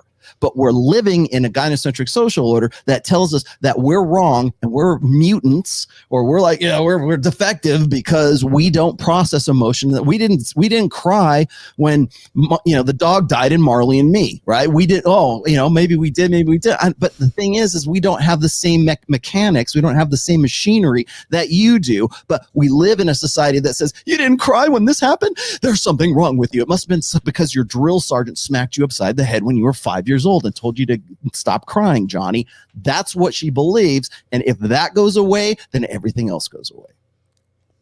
Tisk tisk. The process is ditching those stereotypes and just trying to be the best well-rounded person you can be, because a lot of the aspects that boys are taught they need are very useful also to women. A lot of things that women are taught that they need, like being emotionally available, are very useful to men. And we have the best relationships when we try and align those ways of thinking or learn from each other. So I agree. I just believe that it's entirely social. I think it's totally environmental. This guy clearly thinks that it's biological. Biological determinism is bullshit. I've said that about 6 times on this channel now, I think. So let's just move on. Oh, but we're not going to ask for sources cited for that? We're not going to 6 times. Well, I'm convinced. How about you, Ryan? Like, I get it. It's her audience. It's a pandering. They already believe this, so it's what they want to see. Right. And to be fair, the red pill, we got this huge problem too with guys like, I don't know, Beta McNobody making this video, right? Mm-hmm. It's very easy to preach to the choir, but that's the problem, is that so guys like you have done your research and you can back this. But the guys who listen to you are more likely to run their mouths about it. But then when they get questioned on it, they forgot to read past, chapter 2 in your book. And they're like, oh, wait, there was a little more. I got to back this up. I don't know what to say. I just feel good about it. So again, this is why I don't like that she picks these very easy targets. It just shows it's intellectually lazy on her part, which is kind of, I assume, her way to establish she's, very intellectual, not like the guys. Like she can do anything. I don't know what to say. Maybe it makes you kind of sad, but at the same time, it's a faux intelligent arrogance. And it rubs me the wrong way. It's the only thing I could say to it. The craziest thing that I've ever learned about girls, and it is that girls actually communicate using a secret language. Some people would call this sub-communication, while others might call it passive communication. But either way you slice it, it is fundamentally different than the way that guys communicate with each other. We have a secret language? Secret language, the better seriously, off you or will be not as a literally, man but seriously. in pretty much any situation involving females. So the ways that girls communicate. It's that. That's why I don't like the use of females in this term. That's why I don't like these kind of people saying females, because they say men and females. They don't say males. It's not like somebody who has trained as a doctor and instinctively says male, female. It's like he says man, he says men, guys, and then he says females. It's dehumanizing. It is dehumanizing. I'm sorry. That's just... So, semantics. Got it. Let's continue. It just hit me like a wave just then. Let's carry on. Tell me about the secret language that I didn't know that I knew. Are inherently passive, or in other words, they tend to communicate in an indirect kind of way. So if you were to walk up to a girl that you like and you were to tell her point blank that she should come and do something fun with you sometime, and then she turns to you and says, no thanks, I have a boyfriend, most of the time she Well, hold on. I thought he said that women have a secret language we use to communicate. Yeah, he's trying to explain. Why would we be using our secret language to speak to a man who doesn't know it? That's not how language works. Bounced all over clumsy language. Good for her.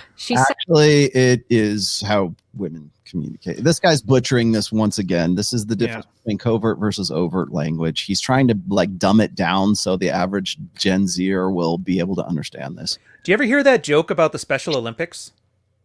No. Tell me. Like, what's the best, or what's the... I want to hear this. Oh, geez, I'm going to butcher it now that I can't remember. It's like, what's better than winning a gold medal in the Special Olympics? It's not being a retard. Yeah. It's kind of got that vibe where it's like, yeah, I just beat the Special Olympics people in the Special Olympics. It's like, great. Yeah. At the end of the day, you won. Yay. Good for you.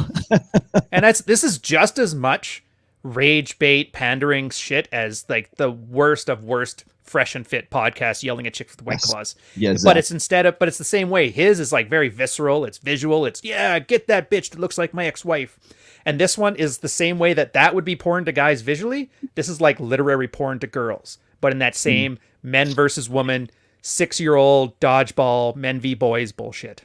Well, and the problem I have with this, first of all, the guy's butchering this first and foremost. Okay, this is, and I from the very first book from The Rational Male, I talk about how men talk, we communicate, we have different conversation styles. As I said before, just a minute ago, men and women communicate differently. So when I put this up there, and it takes me all of 0.49 seconds to dig this many returns up. Yes, women consistently indicated that women are better communicators than men. Okay, there you go. There's your sources cited. And you don't need me to tell you. All you got to do is just go Google it yourself, and it's not hard to find. So yes, men and women communicate differently because we're wired differently. Men have better spatial abilities. We have better rational, reasonable mathematic abilities. Women tend to be more personal, right? They tend to get off more on communication. Exactly what he was saying in the beginning of this. But now we're going to go back to square one when the guy's trying to say this is the secret language of men, of women. No, they just approach it differently. And yes, they happen to communicate differently because they understand sub-communications. They understand body language. They understand vocal intonations. They understand, and they get those things. Yeah, they're hypersensitive to it. Yeah. Because they had to be. Men get frustrated by that because they're like, why can't a woman just say what she means? It means what she says, just like a guy, right? Because then she will be a guy. That's why. And again, what I was saying before, remember what I said about how when if she's not fucking you, she's your girlfriend, right? Right. Women have boyfriends and girlfriends. If she's not banging you, you're her girlfriend. The reason I say that is not to be shocking or like throw it in your face. It's because the reason when women see you as a girlfriend, it's because you're communicating like a girl.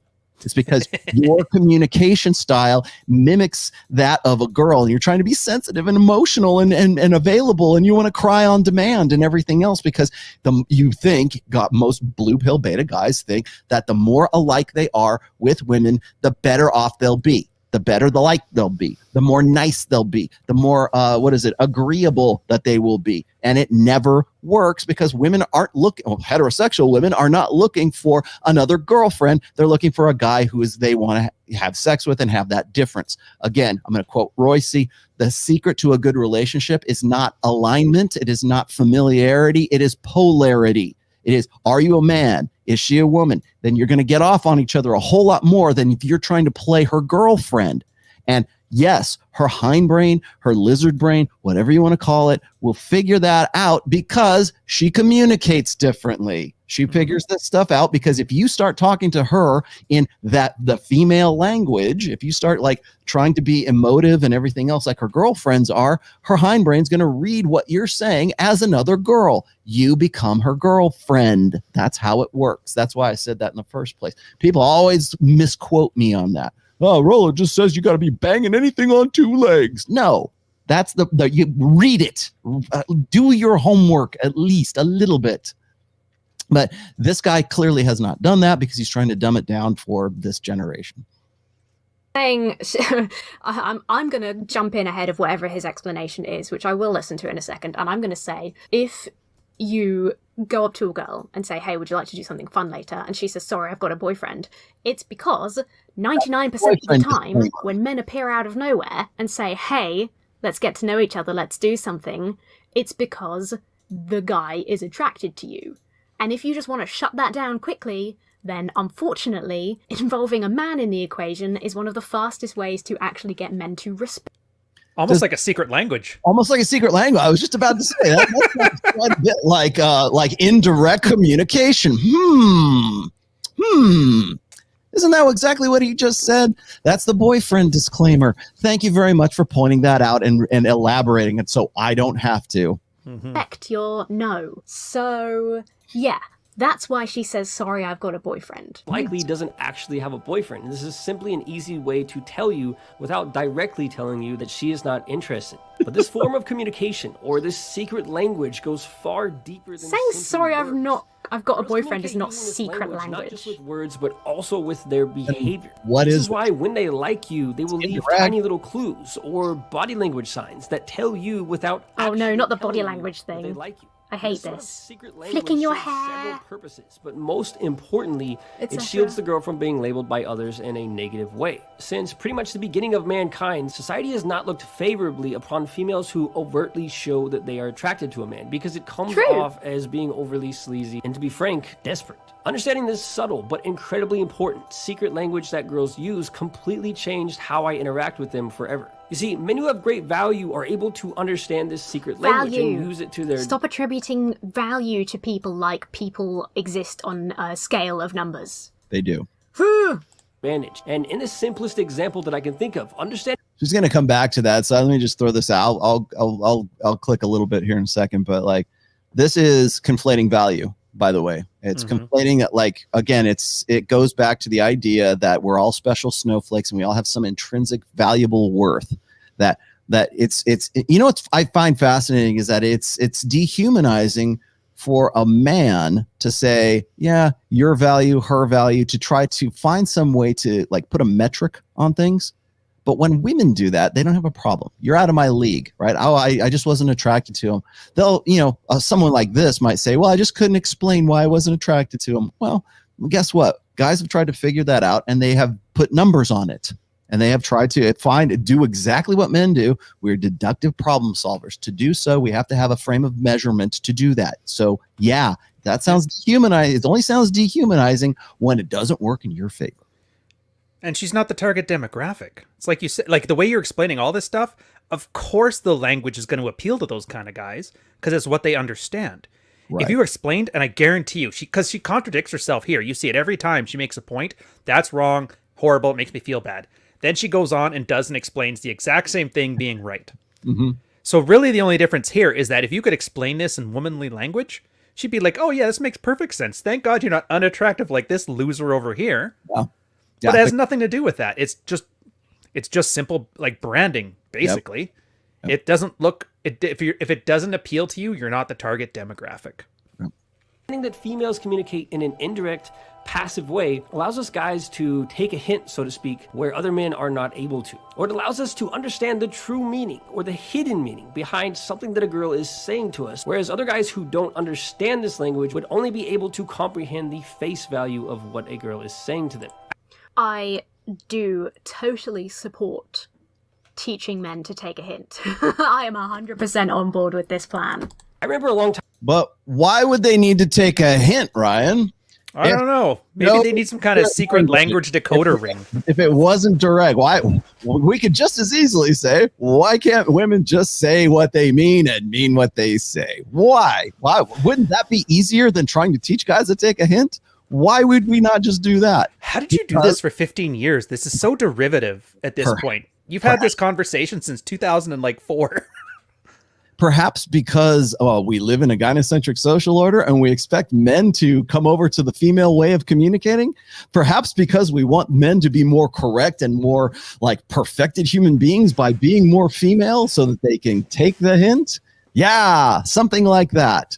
Time ago, I had a breakup with a girl, and when I kept trying to get her to tell me in a direct way There why it is. this happened, she just kept speaking in what was at the time like a foreign language to me. And later, once I understood this secret language, I understood what she was really saying, or the hidden meaning behind her words. And Oh, boy, really? did that suck, but I'm over it now. See, girls are always speaking using this secret language, and more often than not, it is when they're Okay, so what he's referring to as a secret language is basically A, trying to protect themselves, and B, caring for people's feelings, like trying to let people down easy. And yeah, maybe that's more common in women because, again, we're taught to be more emotionally considerate. But that's just being like... Couldn't have anything to do with you naturally, innately being more emotional and naturally, innately communicating in a different way.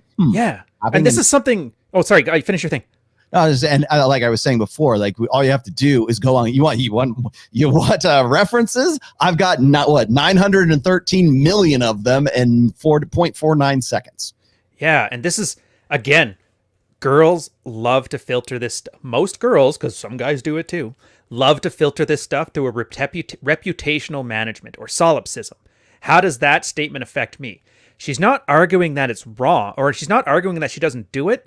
She's arguing that she assumes he's saying it as if it's wrong. Mm-hmm. So that's why she's saying, no, I don't agree with that. It's her way of saying, I'm not a bad person. Yes, of course we do that stuff. But I don't like the way you said it because it makes me look like a bad guy. And that's not true. Again, this is why these arguments don't work, because you're going to be arguing facts. And the more facts you throw at it, the more she hears you saying, shut up, stupid bitch, sit down and bake a like all that shit. Yep. Sounds like an emotional response, Ryan. Yeah. A considerate person, considerate for yourself and others. That's not using a secret language. I'm disappointed. I thought I was going to learn some sort of like, I don't know. I wanted like a series of winks, speaking with other girls. And the more that you are able to understand it, but not necessarily... on some level, I think she doesn't want to understand it. Like she doesn't really want to understand this. Like, okay, the guy's butchering this. He should have, clearly he's read my stuff, because if he hadn't, he would be talking about like covert versus overt communication, understanding why women focus primarily on the context of a conversation, whereas men focus on the content. It's about information first and then how they felt about the conversation. For women get together just to have that conversation. She just had all that snarky bullshit answers prior, saying, oh, women don't just get, it's not endorphins and da da da da. Here she's saying, she's agreeing that women speak indirectly. Well, maybe that's because they get off on conversation, right? Mm-hmm. They care more about they prioritize the feeling before the information, whereas men prioritize the information before the feeling. If he'd explained it in those terms, she still would have been all snarky and bitchy and passive aggressive. But at least the guy would have explained it accurately. Speak it, the better off you will be. Next up is the fourth craziest thing that I've ever learned about girls, and it is that many things with girls are completely paradoxical. Oh, good. I can't wait for this one. I've just got to get through this Raid Shadow Legends advert, and then I can find out why women are paradoxical. One of the most shocking things that I learned about females is that because of the way that they think and behave, most of the things that involve them are a complete paradox. For example, many guys repeatedly try to get girls to make decisions for them, such as where they're going to eat for the day or what they're going to do for fun. And the classic. About this, logically, it would make sense to ask a girl what she wants to do. And you can definitely do this, but ultimately, she actually wants you to make the final decision. One of the greatest paradoxes when No. That's not women being paradoxical again. That's not necessarily, at least, her wanting you to make a decision. That, well, yes, again, but no. is entirely environmental. That is the way that women were brought up, to be taught that men are the head of the household and men make decisions. Very frequently. No, because they're not actually head of the household or making decisions prior to you actually getting together and forming a relationship. Okay. It's women being attracted to men who have their shit together, who pay for the date, right? For the guys who want to actually, be the guy who's going to end up being whose frame you want to enter into in the first place, which she's never going to understand because, again, it's all environmental and it's all some learned thing. And the only reason women would ever want a guy to decide where they're going to go on a date and what they're going to do is because women have been fiendishly conditioned by, this patriarchal social order that would make them, want that in the first place. It's instead of some innate desire to have a guy who actually has his shit together, can provide, protect, and be parentally invested at some point in the future, who can be decisive and do those things. It's not because it's some conventional or some traditional thing they've been taught. It's because that's what women find attractive. Well, there's a reputation part to it too, right? Like, I know it's like a very silly one. Like, where do you want to go? Well, I don't know. Where do you want to go? Let's go here. And then they always argue with what you want. Right. It's the reason that she doesn't, in this example, this hypothetical example, why the girl doesn't want to make a decision, because she doesn't want to make the wrong decision. And for girls that are hypersensitive towards reputation management, making the wrong decision is a social hit. That's the equivalent of a guy getting punched in the face. So he will do things to avoid getting punched in the face. He'll walk away from fights. He will he'll say sorry when he steps on your feet. And in this way, it's the girl. She makes an effort to say nothing with as many words as possible, to not make any hard decisions, because then nothing she does can be wrong. And if nothing is wrong, then she never gets outed from the tribe or whatever, the limbic brain worry that they have. Right.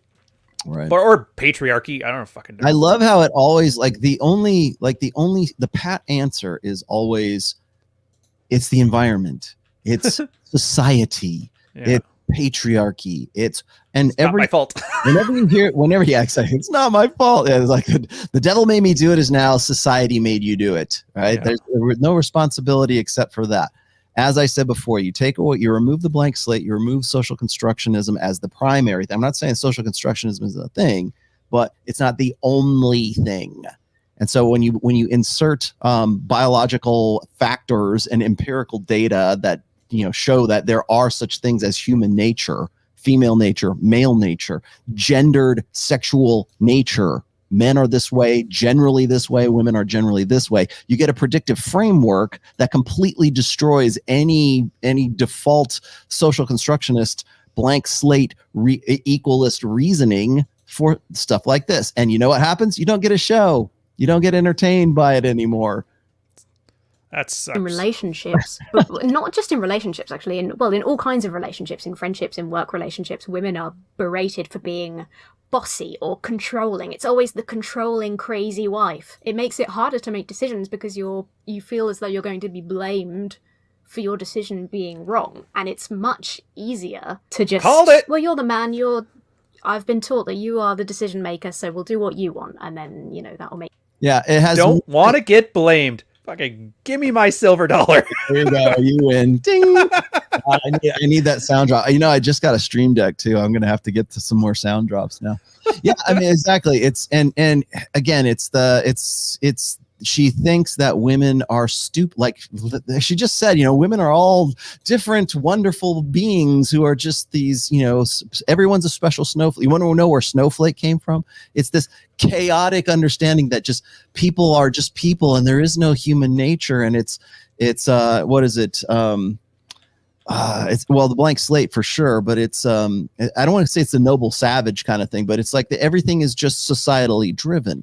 The only reason you are the way you are is because of what, circumstance, environment, where you happen to be born, that kind of stuff. And it's like, it has nothing to do with universal constants and universal human nature. They don't want to have anything. They God forbid they would ever, admit to something like that. But again, it's this constant reliance on that. Make you happy. It is a problem. It leads to imbalances in relationships. I know a lot of men actually kind of crave this sort of one-sided relationship where they make the choices, but it does lead to the burden of choices being on the male and the sort of emotional support burdens being all on the woman. Which, like, I did male and woman. Feels weird, doesn't it? Feels weird. It sucks. But it's not that women don't want to make decisions. It's that you have to understand the context of why it's harder for a woman to be outspoken than it is for a man. And well, again, she's going to say that's because of social constructionism, but the fact is that it's not so much like women don't want to have the burden of choice or anything like that, or that they would really like to, they're just afraid to tell you where they really want to go. No, it's because they're waiting to see if you're going to freaking take the bull by the horns and say, this is where we're going to go at this time, dressed this way, we're going to eat this food, and we're going to see this movie, or we're going to whatever you end up having, we're going to go rock climbing. Make sure you've got your, your shoes and your hands and your carabiners or whatever the hell it is, right? When you're the guy who's in the driver's seat, that's the whole thing. It's like, not because guys are like, I mean, yeah, there are guys who know their game and they were going to go and that's what they're going to do. Like even Myron got kicked off of TikTok for saying exactly that, right? If she's flaking on you, if you don't have a plan, then you're that's what women are looking for. It's not so much I'm afraid to ask for permission kind of thing. It's that they're looking for a guy who actually takes the initiative to go and do those things, because that is a dominant guy with frame at least perceptually, is going to have a frame or a world into which a woman is going to want to enter. Mm-hmm. Human nature, women's nature, men's nature. You're helping her beat her frenemies in that stupid conversation too. About understanding that when she shaming is her? outspoken. Other chicks. Yeah. Those are the ones. A little bit anxious about it. Still, I struggle, but my partner understands and supports me through that, and we make decisions together, because that's really the best way. Again. Right. So she is in a heterosexual relationship. I had thought when she said partner here that she was with like a chick, right? I thought maybe. No, you just can't say man. That's heteronormative or something. And that was what gets me, because she goes off and loses her shit about this guy talking about females, but yet she refers to her boyfriend as her partner. Right. So what's the difference in semantics in the language that's being used right there? It's exactly the same thing. It's only that she thinks that this is the normal way to refer, rather than this guy talking about women in the terms of females. Again, men speaking their language, the wokey, feminist, gynocentric girl speaking her language, and again, not because she's like, I better say this. It's because that's the natural reflexive thing that she's been conditioned to do. Mm-hmm. So same thing. She's just upset at his language, and she doesn't realize that she's using similar language for herself, but she thinks everybody's just on board because that's the norm. If you're like her, you're normal. If you're like this guy, you're a derivative. There's something wrong with you. It's environmental. It's not some sort of brain chemistry. It's not biological. When it comes to females is the paradox of chasing them. Because logically, as men, it makes sense that we should chase girls, because after all, haven't we been doing that for thousands of years? Yet, whenever you pursue a woman repeatedly to the point where you are always the one texting her, or you're always the one chasing after her attention, paradoxically, this actually makes her less and less attractive. That's not paradoxical. That's not if you're harassing a woman all the time and you're texting her first constantly and she's clearly not that into it, that's not fucking paradoxical. She's being harassed by you and understandably finds you probably annoying or scary. How the fuck is that a paradox? And it also makes her want to run away. I see your eyes light up when this guy says some dumb involving shit. Females is resources. Got him! For many thousands of years, many men have offered resources to women in exchange for their love or for other things. So we're going to get into transactional nature of sex. Man, this video has everything, right? Mm-hmm. We're going to talk about transactional versus validation, but I just want to throw that. The guy, it's not a paradox. It's actually cognitive dissonance on the part of women is what it is. And whenever women are faced with cognitive dissonance, they have no trouble with it, especially when it comes to hypergamy. If one concept conflicts with another, and either one of those are going to lead to optimizing hypergamy, women have no problem resolving cognitive dissonance in those situations, because if they can get to that, because women's mating strategy is their life strategy. Mm-hmm. Oh man! And by the way, Ryan, somebody jumped up my ass for using the word strategy. He's like, "It's not a war. You're talking about strategies." I'm like,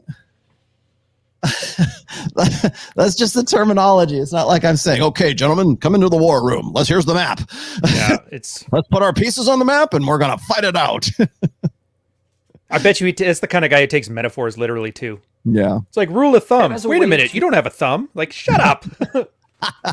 to sort of buy their love from them. And it's no secret that women are, from a biological and evolutionary perspective, seeking to get plenty of resources. Lies. Because Lies. Give me your sources. Women biologically want resources. Not only is that I think Dr. Jeffrey Miller would have plenty of resources for you on this particular topic. I know David Buss has plenty as well. Just pan out and see all the knickknacks she's nested in there with. Yeah. Well, That'll make it easy. Really? Then, because what's she going to do anyways? Is she's just going to qualify this? She's going, well, women have been taught that they need these resources. Oh yeah, it's environment. Really? No. And well, what about other animals, right? What about the little birds that build the better nest than the other birds, right? Oh, that's patriarchy though. Yeah. It's like, do you even need resources? I mean, I can give you plenty. I mean, Dr. David Buss is an easy one to hit on. Let's see. Jeffrey Miller's an easy one. Dude, this has such like 2000 you're on the show, but 2004 atheism vibes, Christopher Hitchens, and as soon as the other person gets backed into a corner, they just, God works in mysterious ways. That's like patriarchy. Do you think this weird secular religion now? I mean, yeah, exactly, and exactly is what it is. It is this emotionalist religion is what it ends up being. But talk, well, show me your sources. What about? Okay, well, there's actually dozens and dozens, and it's really kind of on you to actually go and look those up to see whether or not this guy's full of shit or he's not full of shit. Yeah. The other thing which ones would you accept? Yeah, exactly. And do you even need those when you think about like the 3 Ps, right? Protection, provisioning, and parental investment. That's what pretty much any higher order animal is looking for. That's the difference here. You're going to tell me that what she's going to say here is like, well, women can make their own money now. Yeah, they can in the last 50 or 60 years. Sure. But you know what? The machine didn't change in those last 50 or 60 years. We can go and we can look at why women find men economically unattractive. There's lots and lots and lots of articles written about that, particularly in the last like 2 or 3 years. So yeah, the sources are there. It's just you don't want to go and look at those sources because you're afraid of what you're going to find. Just bullshit. But again, women were brought up, right? Women were brought up. We have a whole history of women not being able to work, not being able to vote, not being able to, buy land. Women relied on men's resources to survive. So, yes, I suppose in that respect. So it makes sense that perhaps they might have had some evolutionary imperative to look for guys who had resources. Wow. How insane is that? Dude, and I hate this suffrage argument they make. Like, if you look at the timeline for women's suffrage, where they always say we never had the vote in that, you compare that to, like, slaves getting suffrage and non-landowning men getting suffrage. It's all within a same 20-year period. Everybody who didn't have the vote got the vote around the same time, and I hate how that's an argument. It's like, ride the coattails of historical success and then pat yourself on the back for being in the right place in the right time. It had nothing to do with a bunch of chicks riding the railroad and beating up a bunch of, like, misogynist men on the TV for the week special. It was environmental. People wanted votes. The railroad was moving on. The Industrial Revolution was in full swing, and universal suffrage was just one of the societal adaptations to our environment. Yeah. Again, for a person that talks so much about how environment affects anything, she ignores any situation that actually has an environmental impact. No. The other problem, I think, is that she ignores the sexual revolution. What precipitated the sexual revolution? What is it that put women into a position where they can make their own money, right? She thinks it's like horrible patriarchy, horrible women, the tyranny of endemic sexism by this horrible, evil patriarchy, right? No, she needs to thank the Germans for that. The Germans are why we needed a female workforce. I'm just saying. Yeah, exactly. Yeah, Nazi Germany was exactly why. But no, I mean, when you look at like the hormonal birth control, now suddenly because women can on demand have children or not have children and unilaterally control that, more or less unilaterally control that. Now you've got a rise in divorce. Now you've got marriage rates at the lowest they've ever been right now. You've got child support payment. You've got no fault divorce. You've got abortion on demand. All of those things as a result of one invention, the hormonal birth control, and then the sexual revolution that came after that. So to say, well, you might have a point if women were dependent upon men for provisioning more than anything. Yeah, right up until about 1965, right? And now suddenly, like, because she's a product of militant feminism that was created like back when I was a tiny kid, right? Now, and she again doesn't realize where this is coming from, but still believes whatever her teachers had taught her, that this is the way things actually are, and this is the way things still are right now. Again, social constructionism is the be all end all. Yeah. But the reason why you can the reason why women can sort of remove themselves from that old order sexual strategy prior, like the pre sexual revolution sexual strategy, is because of that invention that men came up with. Yeah, the reason we're not farmers is because we invented the tractor and gasoline. Yeah, so I'm not going to blame that on some crap. So perhaps maybe in our evolutionary past, in our ancestral past, women actually need, because women are the vulnerable sex, and if they got pregnant, they needed those things: provisioning, parental investment, and protection from the guy that they were actually having sex with. And they had to be far more careful about that back then than they do now. Sounds to me like maybe that process and that sexual strategy began way longer ago than 1965, and everybody making all this money and everything. Are you saying marriage exists because girls needed a social construct in order to maintain safety when they're having kids, and now that it's no longer required because we built a land of abundance, No. that the social construct is going away in favor of a different one? No, that's crazy talk, Ryan. That's just Is that environment? Oh my God. You're talking crazy. Rely on men. We were forced to rely on men. That wasn't some sort of instinct or something that we wanted. Right. So again, it's the social thing. We were forced to rely on men. Yeah. Imagine Rollo bitching that you can't give birth and you're forced to rely on a girl. Like, how stupid would you sound? Yeah, exactly. I can't have babies by myself, so I'm forced to rely on to actually breed with women to actually have my own kids. That's horrible tyranny. I blame Wonder Woman. An endemic sexism, right? Yeah. Maybe I should. Maybe, but there's no way that my mating strategy could have anything to do with that little fact. Nope.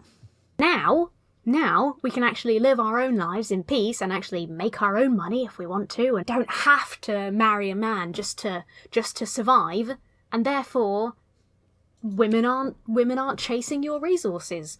Okay, so God, that's dehumanizing. Hey, now I don't have to deal with you assholes anymore. My life is great. You know what? I just picked this up actually from a book I'm reading. She is confusing proximate cause with ultimate cause. Ooh. Okay.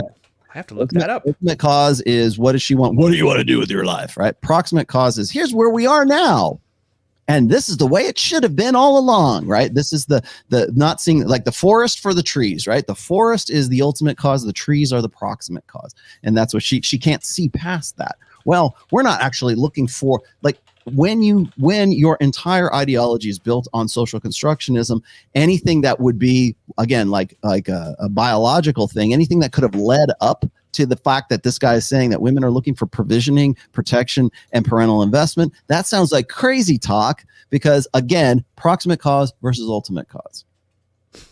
Or at least only as much as maybe some men are chasing rich women's resources. Sources are needed to have children. Oh, the gigolo. That proves everything wrong. No man is doing it. Yet, when you offer a Just woman too gigolos many in LA. resources, instead of her becoming increasingly attracted Yeah, she'll be to you, creeped out. paradoxically, she ends up becoming increasingly unattracted to you. Another final example is when a girl says that she wants a nice guy, but then you find out that she's actively dating men who are complete jerks. I should have that shot at Oh my God, the thumbnail. picture. Craziest paradoxes that I've ever... Look at the picture they've got for the jerk. Lex He's only quirking his eyebrows slightly. That poor cartoon man. What did he do to deserve this? That's Lex I can't Luthor. Do you believe not it know? Ended with the whatever. nice guy paradox. I can't believe it genuinely went down the nice guy route. What is this assumption that women are dating assholes and saying that they want a nice guy? Where does it come from? It's like, just see my Robert Glover videos. I'm not even going to... endless experience that is being shared across the internet for the first time in history, actually for the last 21 years, and at least anyways. Maybe that has something to do with it. I don't know. Guys actually comparing notes across the globe. Plus, Rollo, nice guys are nice in the same way the Patriot Act was about patriotism. We already know nice guy means validation seeking. It means covert contracts. It's like some of the most unattractive behaviors that men have learned to be like the worst of women. That is Lex Luthor. When I see examples of men saying this online, they don't know the man that she's dating. They just assume that her boyfriend is an asshole. They think that if she's dating a guy who's conventionally attractive, then he must be an asshole. If he's tall, then he must be an asshole. You know, it's like, I don't understand where this comes from. It's like... Dude, I can tell her. Because women, of all things, women select for the most, and this is one of the most well-researched thing when it comes to intersexual dynamics, is women select for height because dominance. That's why. And the asshole thing is a cope. Yeah. Asshole is subjective. That's a term of dismissal. That's the same way that a girl would call a guy creepy. Because she can't put it into words. It just has a feeling. And when a guy sees another guy as a sexual threat and getting the girl as a sexual threat, it can't be because there's something wrong with me. It has to be him. And asshole is the word that we've universally applied to this. Yeah. Like MLD John, he's an asshole. Never been an asshole to me. Never been an asshole to you. He's not an asshole to us. But to a guy who wanted to sleep with the girl he slept with, probably a huge asshole. Yep. What does that tell you? Yeah, an asshole is any guy who like outfucked you. Yeah. Anybody driving faster than me is a maniac, and everybody slower than me is an idiot. And apparently, if you're bald, you're an asshole. Like, well, I'm a nice guy. I'm the absolute bare minimum. I may have a shit personality, but I hold the door open and I have a job. Why don't they want to date me? They must only like assholes. Well, that was. No, they don't want. Women don't want to be gamed with reason. You have to game them. You have to actually appeal to women's emotions, not to their reason. That's why we already covered this. Hot trash. That was hot garbage. Some women deny that female nature is real and how manipulative they can be. That's exactly what I'm talking about. It's like the kind of men that watch and create this content really, for some reason, just believe the words of this random man on YouTube over their female friends. And I don't understand why. I mean, I understand why. It's internal subconscious sexism. But, like, why is that there? Like, if men think so logically, he said that men work off of logic. If you're so logical, why is this random strange man on YouTube making clickbait content more trustworthy than all of the women in your life on the subject of women? Yeah, that actually says more about women than it does about the guy doing clickbaity things out there, because women give completely unreliable, conflicting, cognitively dissonant advice. That's why. I mean, anybody who is in this sphere knows exactly why you don't go to women to understand this stuff, because they will not because of the secret language of women. Yeah, and to be fair, she's not wrong. Why would you listen to something like, look, I'm a random bozo on the internet. I flat out tell you, don't listen to me. Hear the stuff, try it out. If it works for you, great. If it doesn't, don't listen to me anymore. Same thing for you. Same for all of us. But that's a bridge I don't think a lot of people are willing to address, because right now it's like, she's bad, we're good. We just sit here, call her a dumb bitch for an hour and a half, and like throw the super chats at Rollo and call it a day. Right. But again, half truths. There's some shit we do have to sort out, but it's not her place to say it, and she just uses it as an attack vector to dismiss everything, and that's the part I don't like. I should also reiterate this, because, and now here we are at the 2-hour mark here, but she is using the same rationale that guys in the black pill use. Exactly the same rationale. These guys are just making clickbait stuff. They're just taking poor, insecure incel men's money. Oh, look Probably at where she got the argument from the incel wiki she reads. Lives. Look at who these guys are. They're just, all they are is just click funnels and money funnels and da da da da da. She, you know what? She's you guys in the black pill. You agree exactly with this girl's sentiment right now. In fact, according to her, you guys should not be listening to each other. You should go and talk to the chick that's actually part of your discussion group, because that's what you guys do, is bring them in. You are no better than this chick right here when it comes to advice, because that's exactly the same advice that you're giving. Actually, that might be better advice. At least to be talking to a girl. Yeah, yeah, exactly. Yeah, maybe then it might be a little bit better. You might accidentally stumble upon attraction. Okay, tell me more things. Things that I'm about to share girls. with you guys, if I had only known when I was younger, would have completely changed my life as a young man who is looking to improve himself and better understand girls. But even if you're 20, 25, 30, or even 40, these things are no less important. Is What's this? Is he using one of those shitty little programs that is Yes, like, he I is. keep getting adverts for it, which as an editor is slightly insulting and worrying. I keep getting adverts for these things that are like, never edit or record again. This software will make you easily produce free animations. See, now she's making fun of his production. I feel like maybe he's using one of those services. Yeah. Okay. Now than they were back then. Number 1, nice never works. One of the most repeating straight off with the themes that nice- you find in the nice Hollywood guys movies like thing. Spider-Man is the overly nice, nerdy guy who somehow manages to get the girl next door to fall in love with him. And in watching that, you think to yourself, wow, so the master key to getting girls to like me is just to be really nice to them. Who would have thought? But No. then later on, when No, the bare minimum for getting people to like you is being nice to them. That's not really related to whether a woman will be interested in you or not. You just should be nice because you should want to be nice. You shouldn't, if you're just being nice to lure a woman into dating you, then you're not actually nice. Can we pause right? it here? Yeah, we can, because she's going to do the nice thing. Go ahead. This nice thing. Guys know nice isn't good. It's validation seeking. It's like she said, you're doing it just to get into her pants. So they can sniff that on you. We know why it's unattractive. But she actually describes nice as a good thing as well, because I don't think she understands, I'll use her language, the female privilege that all guys want to sleep with you, so they will automatically be nice to you. So by acting like a nice guy or a nice girl, the world responds positively. And so you take that as like, that's how you're supposed to act. And they tell other guy friends, just act like this nice guy, but don't do it because you want anything. Do it just because the world is peachy keen. Which is why, and this is coming back to the wall, if we're going to talk about rage baity stuff, I think one of the key, everybody always talks about the physical part of the wall, but I think there's a key psychological part to it too. Mm-hmm. It's the point that guys stop pandering to this nice girl strategy of being nice to everybody and everybody's nice back and the world is peachy keen. And they stop treating her as a better, and they start treating her as a person. And for a lot of girls, psychologically, that's the equivalent of like being zeroed out. Mm-hmm. All of a sudden, nobody's nice and kind to me. I'm nice, and they just don't care. And that's like a shock to a girl's system. And that's why you see, that's where the spinster meme comes with like white wine and cats, because they just told you. They took you away from chocolate land, and you realize it was all a lie. And that's the problem, is that you can't tell her that. She's like, that's all I've ever known. You can't tell me my experience is wrong. Remember, my truth, right? Right. It's all subjective to her. And then once she hits whatever her wall age is, I don't know, 28, 32, 40, whatever age it is that people stop treating her as perfect and start treating her as a person, she'll get there too.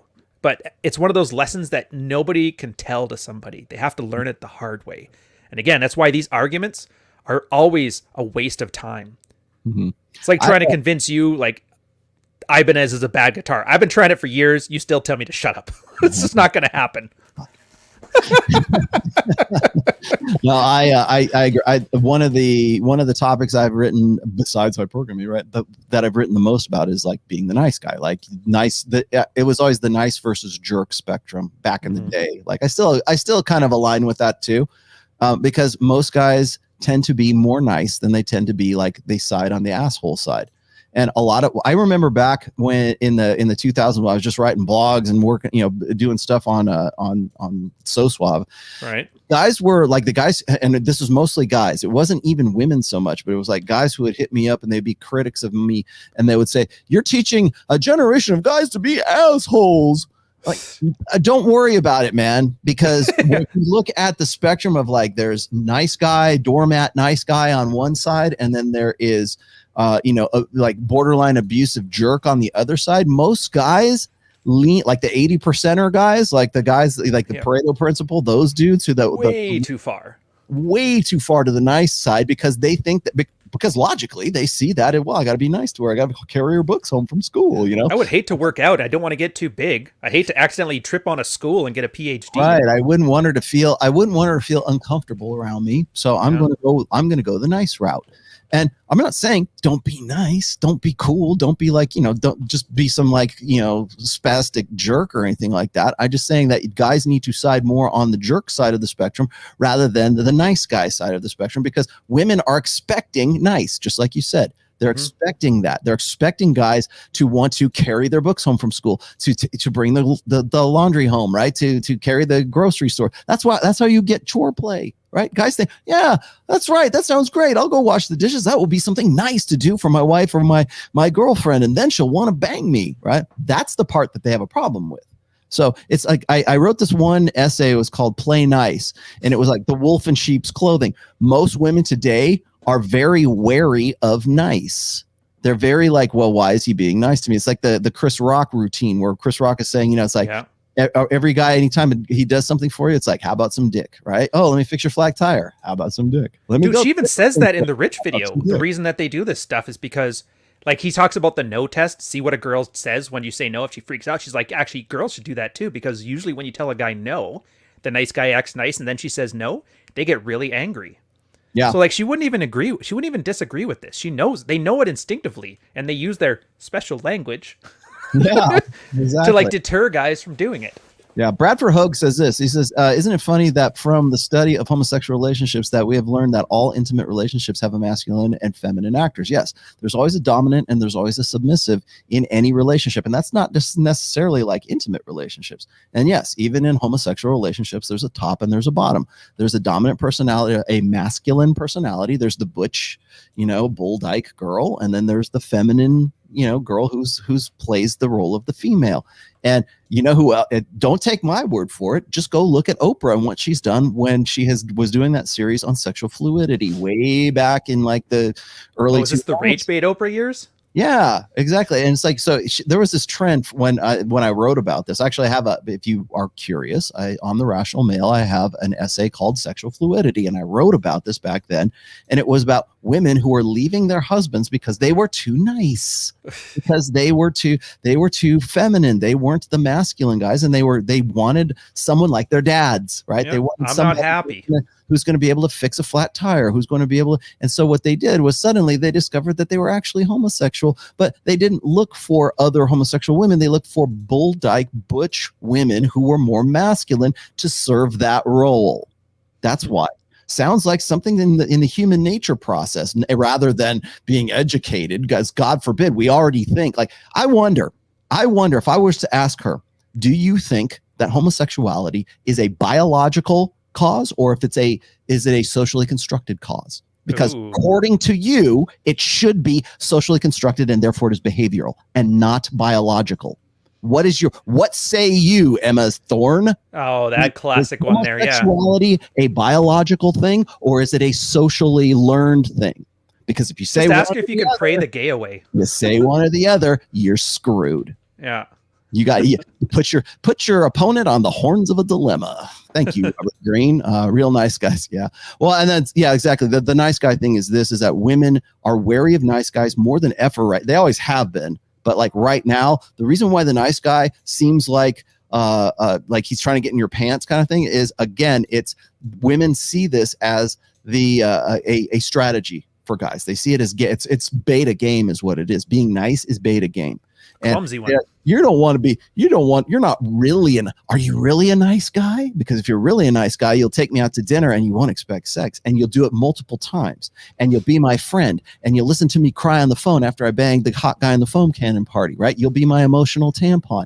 You'll sign up to my OnlyFans. You'll be in the friend zone, right? It's I said this on Fresh and Fit, that the friend zone is exactly the same as a friends with benefits or fuck buddy, right? It is all emotional support with no expectation of sex. And the fuck buddy is all sex and no expectation of emotional investment whatsoever. They are parallels of one another, and women hate it when I bring that up. But the thing is the guy who is the nice guy is, and you know what I'm going to say, is he's playing the sneaky fucker strategy, right? Yep. He's the guy who wants to be an ally. He's the male feminist. Male feminists are all nice guys. Right? They want to be, and if they're not nice guys, then there are guys who are trying to pick up the cause and pick up the flag of feminism so they can sort of, have at the foul scoundrel of sexism and patriarchy. They want to be the guy they want to be the white knight, right?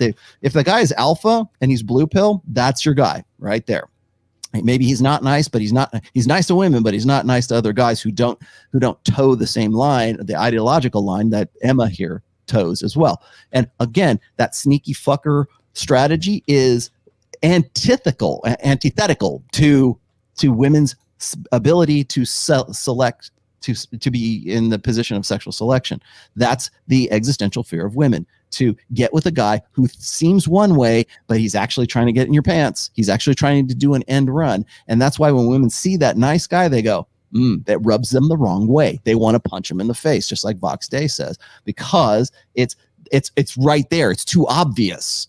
It's one thing if a guy's got good game and he says one thing and he really is the other and he manages to get in your pants.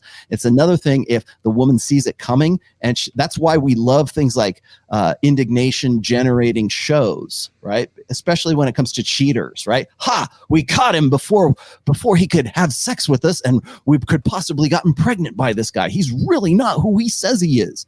That's the dilemma of the nice guy. That's why the best retort to that, by the way, is hope she sees this, bro. Yeah. Basically calling it out a sneaker fucky strategy. The guy is always like it. Oh man, it's always a gotcha. Absolutely hate that too. We're not gonna watch the whole thing here, but this girl you had a crush on chooses the muscular, insanely arrogant guy who plays football. You start to get a little bit angry. Oh, it's such a stereotype. Again, they just think that guys that play sports are assholes. It's like, oh, he's muscly, so he's a dickhead. He's not a nice guy like me because I'm nerdy. I've talked about this before. Why didn't she not just say a minute ago that this is a binary response? He's not saying that they're fuckers. He didn't say that they're like abusive sons of bitches. He just said that that's what they go for. Like, he's not saying that they're not nice. He's just said they're less nice than the guys who are the sneaky fuckers, right? But notice how it's always binary extremes. Actually, but the movie stereotype thing is so true, but it's problematic in a completely different way than he thinks. It's problematic because the nerdy douchebag, right, who thinks that he's nice, believes from those movies that he's entitled to women. He also believes from those movies that the jocks, the guys who are muscular and well-built and tall must be complete arseholes. And it's like, the reality is, the girl you like is just already interested in somebody else, and life isn't like a movie, so she's not going to leave him for the little incel nerd. I'm sorry, she's not. Because why would she choose him over you? Why would she choose the guy who acts like she is the one who's blessed to even know him? Before I understood the truth about female nature, I always thought that being nice is what worked. I hope he doesn't say hypergamy. Being extra nice to a He's girl gonna, is a way to get them to like me. Boy, was I wrong. In fact, no, that's being creepy. Wrong. I was so far from the truth that logically, I couldn't even wrap my head around it. And I never actually figured this out until later on in life, and one of the most important things that I wish I would have known sooner about girls is that nice guys always finish last. Christ! He said it! He actually said the thing. I'm gonna need, forget MLM bingo, but don't forget it, that's a great idea, we're still doing that. I need, manosphere bingo, red pill bingo. Nice guys finish last. He actually said it. That's like the center tile. One of the most important things I learned is that nice guys finish last. Fuck off. My partner is so nice. He is the kindest, most understanding man that I have ever been with, and that is why this is also the longest relationship I've ever been in. It's like all of their experience and understanding of dating 90 days comes from online dating or apps that are specifically for hooking up and for hookup culture. And they're like, oh, the muscular guys get all the women whether they're nice or not. And it's like, oh, if they're just looking for a hookup, then okay. That's not how relationships work. Girls, what kind of guy they want. Actually, that's how the best relationships start. Yeah. I would love, of course it's never going to happen. I would love to see the guy that she's actually with, right? Is the guy some fat, neckbeard chode guy from, Reddit or whatever? No, I guarantee he's a Chad. He's so nice. He's just so nice. Yeah. Well, women appreciate nice when the guy's hot. They appreciate the guy.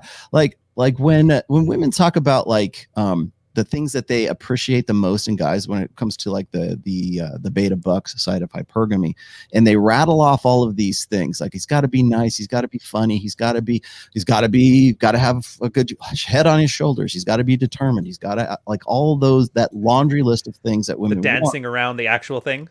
Yeah, the dancing around the thing that brought her to actually get to the point where she could get to know that guy in the first place. It wasn't his nice characteristics that got him in the front door.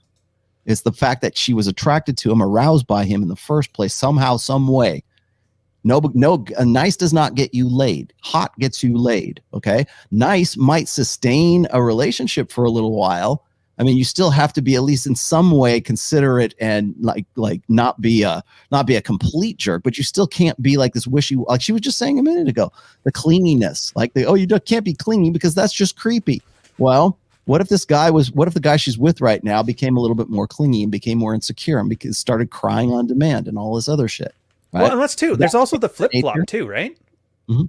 Like, the one where the guy, she goes for like, I hate using the lingo, but the asshole. She likes the super alpha Chad type character, and I'm kind of generalizing here, so bear with me. A lot of girls will date that guy. Something will happen. She's tired of it. He does too much alpha. He cheats on her, whatever. She doesn't want to put up with it. She ends up with like a super beta guy, very comforting, very nice. And then that relationship gets boring, and then she leaves that one, goes back to another asshole. It's serial monogamy. Yeah. And this one may have been longer because out of all the guys, she's either on the cycle where she needed the Chad in her life, and this Chad happens to have more beta qualities than her usual Chad, or it might be the absolute like beta bucks type guy, but he happens to have a little bit of Chad inside of him that keeps her going, which is why it's lasting longer. Although I have a feeling that by the longest relationship, she's talking like 3 months, 6 months at the max, which that's not even a relationship.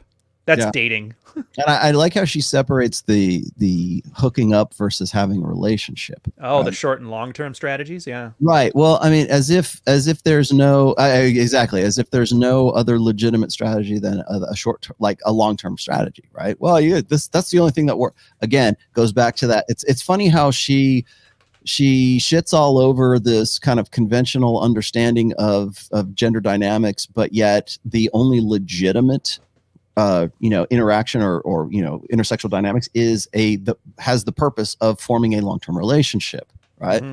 And sprinters are marathon runners. It's both running. Yeah, exactly. And so she again, she's looks like she's young. She looks like she's maybe 22, 23, 24. You guys can Spin Doctor says she's 23. Okay, so she's 23. She's the same age as my daughter is right now. She is in no way going to have those same opinions of all of this crap when she gets to be 28, 29, 30, 31 years old. Her priorities will shift and change, and her understanding of intersexual dynamics will change at that point. Again, I'm fascinated by this because it's like, how does she come to all of this? She is very invested in this new, I guess, direction that she's taking her channel right now. And why is that? It's making money. Well, it's making money, yes, but it's also getting attention. But it's also affirmation for her belief sets as well. So if she's animated, and she's, I guess, increasing in popularity right now because she's invested in trying to find some way to debunk all of this stuff. Because if she does, it affirms her belief sets. I wonder if she's going to do the same like life script that like Lauren Southern had. Remember that? How she kind of switched to trad one day when she turned 28? Yeah, she'll grow. And then all of a sudden it was, where's all the good men gone? Sun hats and sundresses. Yeah. Really?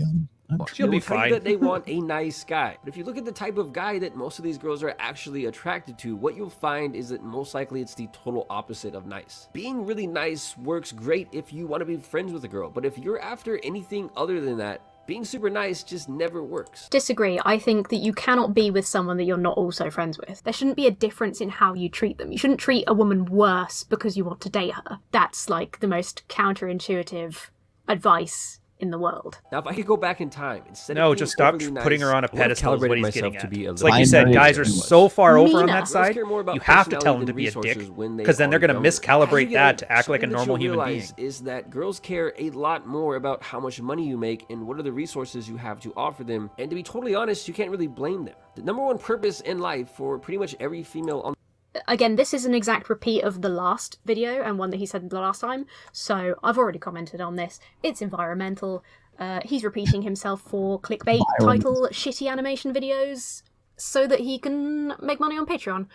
I'm just going to skip ahead because we've already done this and it's stupid. These would simply die out. So when you guys are young, girls are rarely ever planning to have children during that time, and so the last thing that you really need to worry about as notice she's not critiquing that. Is whether or not you make a lot of money. It's going to make you 100 times more attractive is not focusing on... You shouldn't worry about that shit for how you're attractive anyway. Whatever gender you are or aren't, you should care about that shit for you. If financial goals are something that you really care about, then that should be for you. You shouldn't be planning your life like, what do I need to do to attract women at different points of my life. That's not how you live. Don't live your life like that. Just do shit for you. Don't ask Red people Pill out, they'll ask manosphere, you. It claims to be about like being free from being talked down to by women or whatever, but it's like completely obsessed with women. It's totally women obsessed. It's like, So the secret to getting with women is to pretend like you're not doing what you like. That couldn't be a byproduct.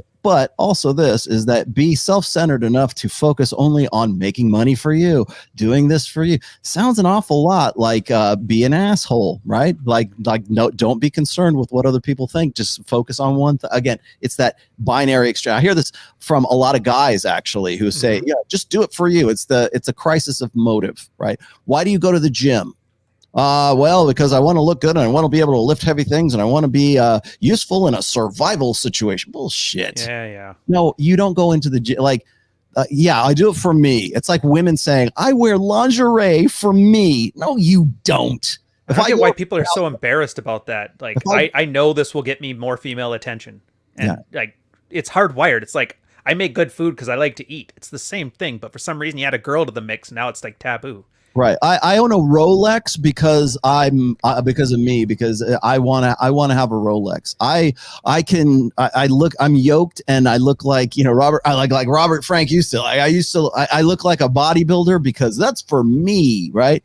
It's okay to do it and for you. And it's also okay that the byproduct of that is like chicks want to get with you. Exactly. There's nothing wrong with that. Do you notice though, her advice was basically do sneaky fucker game. Do all this stuff for you, not for her. And if it happens, so like, that's like the most disingenuous shit. And that's what the nice guys say. And that's why you can't take advice from women. Because she just basically told you, don't be assertive. Don't actually approach. Don't actually do things that women find attractive so that hopefully you could be together long enough that, the inner beauty and all that shit comes out and that nice guy stuff actually starts to matter. No, don't do any of that. It'll happen. Just start in the mailroom and work your way up and you'll be the CEO in no day. It's a crisis of motive. I asked this question before. I remember one time I was having this discussion with one of my poor girls and she was like, I wear lingerie for me. I'm like, okay. Right. So if I come over to your house about 4:00 tomorrow and you're vacuuming your apartment or condo or wherever the hell you live, I'm going to see you dressed up in like, garter belt and stockings and a G-string and your push-up, Victoria's Secret outfit because that's just you. You just want to do that, right? No, it's going to be top bun and jogging pants. Yeah, exactly. It's going to be you in sweatpants and a dirty T-shirt is what it's going to be because that's for you, right? It's not. And so, it's funny is when I say stuff like that, like guys go, yeah. But if I go, the reason why you go to the gym is because you want to look better, because it makes you feel good that other people want to get with you. There's nothing wrong with that. Yeah. Are there other reasons why you do that? Yeah, there are. But if you think in binary extremes like this chick and like other guys that even well-meaning red pill guys still think of, if you're thinking in binary extremes, it can only be because I do it for me or I do it for girls, right? I wear lingerie for me or I wear lingerie because I want guys to bang me or I want guys to look at me on Instagram, right? Those are the only two things that could possibly be that way. No, there's crossover and there's nothing wrong with the crossover. Yeah. Because you do those things as a byproduct of doing those things, you look better. Yeah, Metallica did it to get laid, had some banger albums. They got both. Right. And there's nothing wrong with that. like everything revolves around what women do, how women will react, how women behave. Binary extremes. And it's like, just grow up and fucking live your own life. That's masculine behavior and your masculine frame. Because when you're younger, your time is much better spent facing your fears, squashing your insecurities, and destroying the parts of your personality that make you unattractive. Number 3, and this is probably my favorite point of all, the parts and it's of that female nature has no heart. Imagine if every time a girl out there was... Hold on. I love those critiques. Just repeat what he says in a sarcastic tone and then chuckle nervously. Destroying the parts of your personality that make you unattractive. That's like super aggressive language. I wouldn't use that kind of language. I would. Describe well, I mean, like, she did. growing your personality, because I don't think you should see a part of yourself and be like, that's bad, I need to destroy it, because that's going to create the insecurities that you're supposed to be squashing, right? Well, what about those parts of your personality that make you creepy? Should you be squashing those things? What about your inability? Should you even go learn social skills? Because the way that your personality is right now, learn social skills. Learn to be social for you, bro. Yeah, not for another person. Other and people, social. Just exactly. I mean, don't stop being a spurg and start being awesome, right? Because why? Because of you? Because and the thing that she would probably lose her mind if I talked about how men need to internalize the red pill, and it needs to become a part of who they are. It needs to become second nature. It needs to become their reflexive framework in which they're that's essentially changing your personality. And again, I'm actually surprised she even agrees with the fact that you could change your personality, because most women or most girls of her sort of belief set would say, well, it's like MBTI, right? It's fit. Yeah. Your personality's never going to change because we're all special little snowflakes, and that personality, of course, is conditioned. I guess so much for environment and patriarchy, huh? Exactly. Now it's like, well, that's super aggressive language. You're goddamn right. You're goddamn right. It is. Grr. Yeah. Well, because you can change your personality. At least maybe she can, admit to the fact that it's, personality is not static. But why wouldn't you want to squash your insecurities? Why wouldn't you want to face your fears? Why wouldn't you want to develop he's about to write charisma or whatever the hell it is right here, or change your personality, especially if you're a guy who's just kind of like socially inept, right? Why wouldn't you want to do something like that? And I'll tell you why that is upsetting to her, because what happens is the possibility exists that the guy can ape those personality traits and those behaviors well enough that it could do an end run around her feminine intuition to figure out whether or not this guy is giving her real accurate cues or not. Because that, again, is the existential fear of women. You're removing consent. You're removing her ability to determine accurately whether or not you're authentic, right? You are who you say you are. Which is a horrible way of framing it anyway, because there's nothing natural about a natural. They just learned it earlier because they had the right environment around to teach them. If you're 13-year-old in an all-boys school, you probably haven't had girls talk to you. You probably don't know what you're doing, so you're not a natural. You're 13 years old in a co-ed school. You just happen to be the one that had the growth spurt first. Girls start paying attention to you. That guy becomes a natural. It's not natural.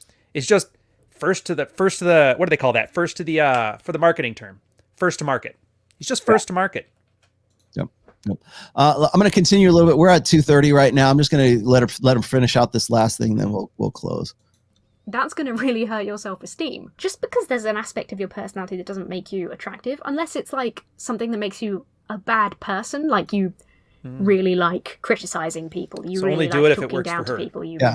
And so, but for yourself, what would make you a bad person? What is the criteria and what is the metric by which we're going to judge whether you're a bad person or not? Whether you agree with her belief set, whether or not you're part of the feminine correct society, that would make you a bad. Are you sexist?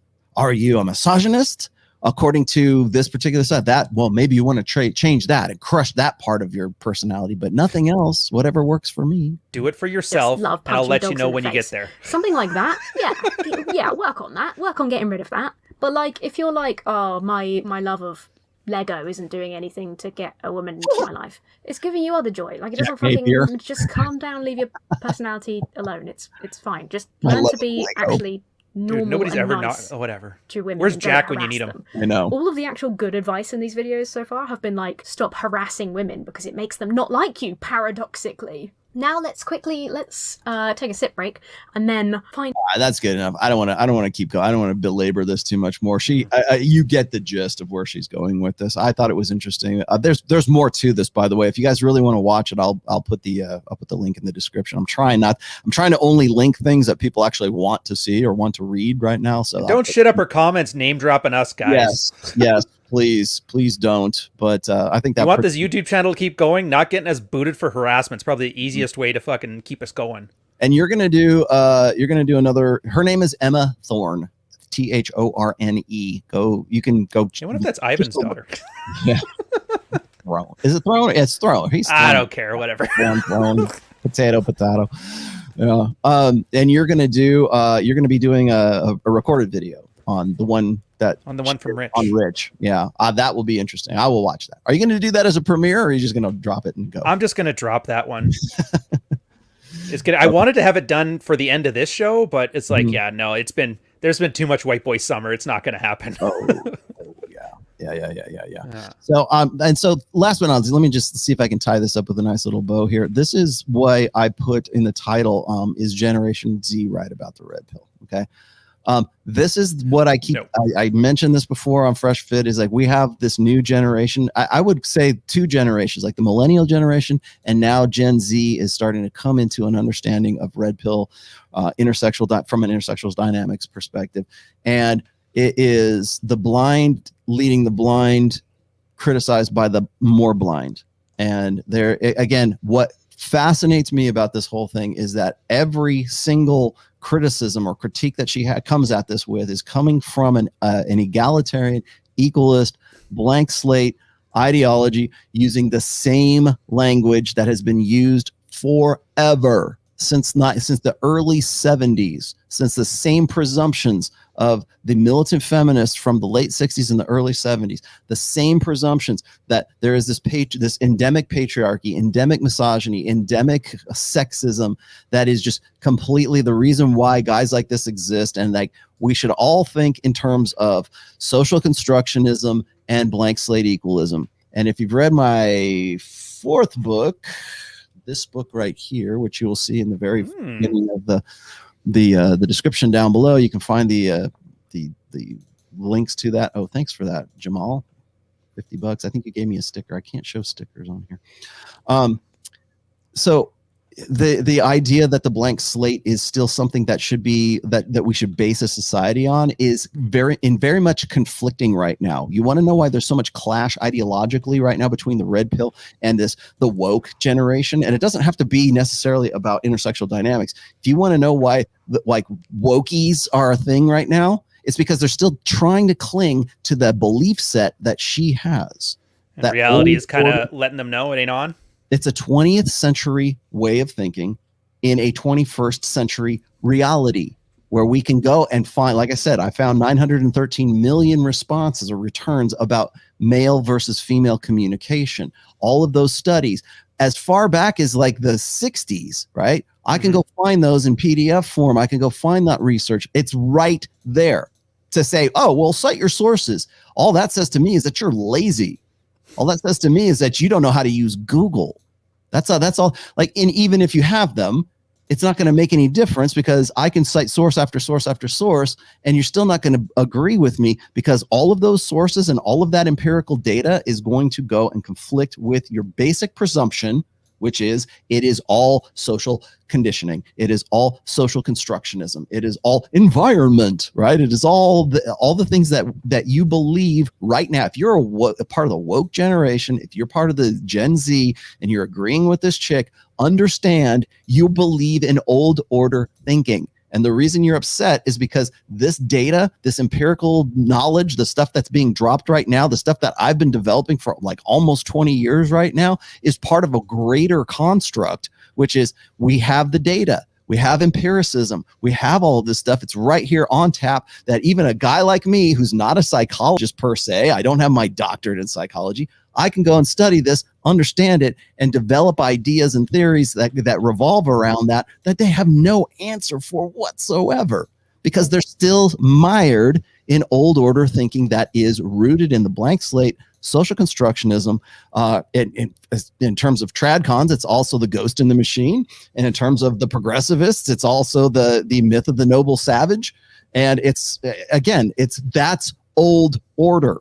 And the reason why you have kids rioting in the streets and losing their minds and young ladies doing this kind of stuff is because it's a conflict between old order thinking that they have been taught up to 23 years old right now into the 21st century. We're 21 years into the 21st century, and we're still have this conflict of clinging to that blank slate and still clinging to that old order way of thinking. It is time to grow the fuck up. So anyways, that's my rant for today. Ryan, what do you have going on this week? Tell me about it. Oh, well, you already know about the one video, doing a red pill coffee. Yep. If I have time, another mids watch. I don't know if you watch these. You're probably, like, there are a lot, and I know you got no time. The last one was actually kind of cool. We talked about this guy who like a lot of guys do this, and we noticed it's kind of a problem. They read your book, and then a week later, they decide to nuke their marriage because they read all this shit. And you kind of bring up the 10,000 foot level, and guys don't think how to apply it themselves. So it's really neat. We kind of break down how a guy actually did that. Read Rational Male, took a week, decided to nuke his life, and then he gets mad at everybody else for giving him the wrong information. And this is why we tell guys to slow down, shut up, just start lifting and take your time with this stuff. It was really fascinating, which I think it'll put to rest any guy who says that like the red pill is all about ROLLO worship. It's like, not at all. In fact, we kind of have to put your work into context. That's why I think you're numbered like 4 on the reading material for guys, because by the time they get to your stuff, they have to be past the anger phase, or it just makes it so much worse. Yeah, they'll lose it. Which I guess, is that a plug, or is that like not a plug for your book? Because I want it to be a plug. I'm trying to say this is a good thing. As long as it's on a reading list, okay. Yeah. So there's that one there. Practical Female Psychology. I just came out with one today. It's my least favorite chapter. It's the one on last minute resistance. And I hate it because of the rapey vibes, but whatever, we're hitting all the chapters. And then the second channel, we're having the Monday, Wednesday, Friday streams. One of the moderators there just started a Discord channel for me. I don't have the links with me, but just follow me on Twitter. You'll find out all this stuff, or just follow me on YouTube. If you want to have a more casual one where we're literally just sitting there on like Tekken or Minecraft or fuck whatever, talking about this stuff casually, so we don't have to sit here with like if hearing us ramble for 2.5 hours about how laminate shit isn't your cup of tea, maybe something like that. So that's it for me. Cool. For me, let's see. I'm getting back to normal. I'm getting back to my live streams. Yes, I am now officially doing one-on-one counseling. So if you are interested, like now that I'm back from all this Miami prep and everything else. So if you're interested in one-on-one counseling, I've got a new program that I'm working up. I have a lot of guys that still want to do the group thing. I've been putting this out there, like saying, if you want to be in the group counseling session or whatever, you can still be a part of that. But more people want one-on-one. So I guess I'm going to have to do that for at least for the time being until I can get to the point where people are comfortable with doing a group kind of get together on a Zoom call or something like that. So if you are looking for one-on-one counseling, I'm going to set aside a day. I mean, it might be a Wednesday or something like that, where I'm going to set aside a day to just do one-on-one counseling, because I have so many people asking me for that. I had guys at the Rebel Capitalist asking me like, can I give you a call? You know, I bet you did. I'm like, yeah, okay. So I recognize the need. So if that's what you're looking for, please email me. It's rtrationalmail@gmail.com. You can find all my contact information in the descriptions, of course. I'm going to continue to do recorded shows midweek. I'm going to continue to do shorts. I actually have a guy that's going to help me do some short clips, so that I can sort of cater to that need. Again, like I said, I'm at 106,000 subs. Thank you very much for that. Much appreciated. And yes, I am about 2/3 of the way through the book on game right now. So oddly enough, yeah, it's going well deserved, by the way. Thank you. I am actually. There will be new material in it. I'm rewriting a bunch of old stuff that I had pertinent to game. But again, it's not a how-to book. It's not like she was saying, oh, so what is 12 steps, 7 steps? No, it's not a step thing. It's this is why these things work. In fact, a lot of the stuff that this guy was talking about, the secret language of women, right? Why does that work, right? Why would that be a thing? If you want sources cited, I'll be happy to give them to you there. So it's more of it's like I have guys say, how do I learn game? Well, I'm not the guy to ask to go and take you and do infields and be your wingman, but I will tell you why certain aspects of game work and what you can do to employ them. It's kind of like, am I comfortable using this? So some things guys just simply don't want to do because that's just not them. Okay, fine, but you still need to know why it would work and why it doesn't work. So I am writing the book on game, so you can at least learn the principles of it, and then it's up to you to go and put them into practice. So, and then once I get that done, I think I'm probably going to do some workshops based on that. So it's kind of like I'm kind of considering that like the textbook, and then afterwards I'll probably do some classes or something so people can ask questions more than anything else. It's sort of like a Q&A kind of workshop kind of thing. So nice. Look for that later on probably in the fall. So I will probably publish as soon as I can. I would love to be published by August and then have the workshops going by the fall. And yes, the audiobook for the 4th book is on its way out. I had to rearrange some things as far as the audio is concerned. So it is on the way. Just be patient, please. Thank you. Unexpected things have happened. So But hopefully by the end of this month, maybe beginning of July, I will have the actual Audible version of book 4 of Religion. So there you go. I feel bad too, because I really feel like the book has kind of lost a little bit of momentum as a result, but we'll make things work. So there you have it. That's me today. And is there anything else? Oh, Rich should be doing Rule 0 on Saturday. Thank you guys for like organizing that while I was gone. I'm back, so I'll be doing the thumbnails once again. Oh yeah, the time zone difference. It was like such last minute. Yeah. I woke up in the morning and John like, dude, thumbnail. I'm like, go. 6:30 in the morning. I'm like in Photoshop. I'm like, yeah.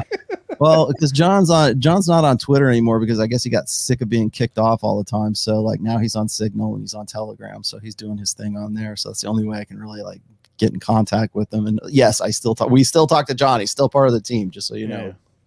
Anyways, okay, so that's that. Thanks for watching, guys, and I will see you on Wednesday. Thanks. Peace.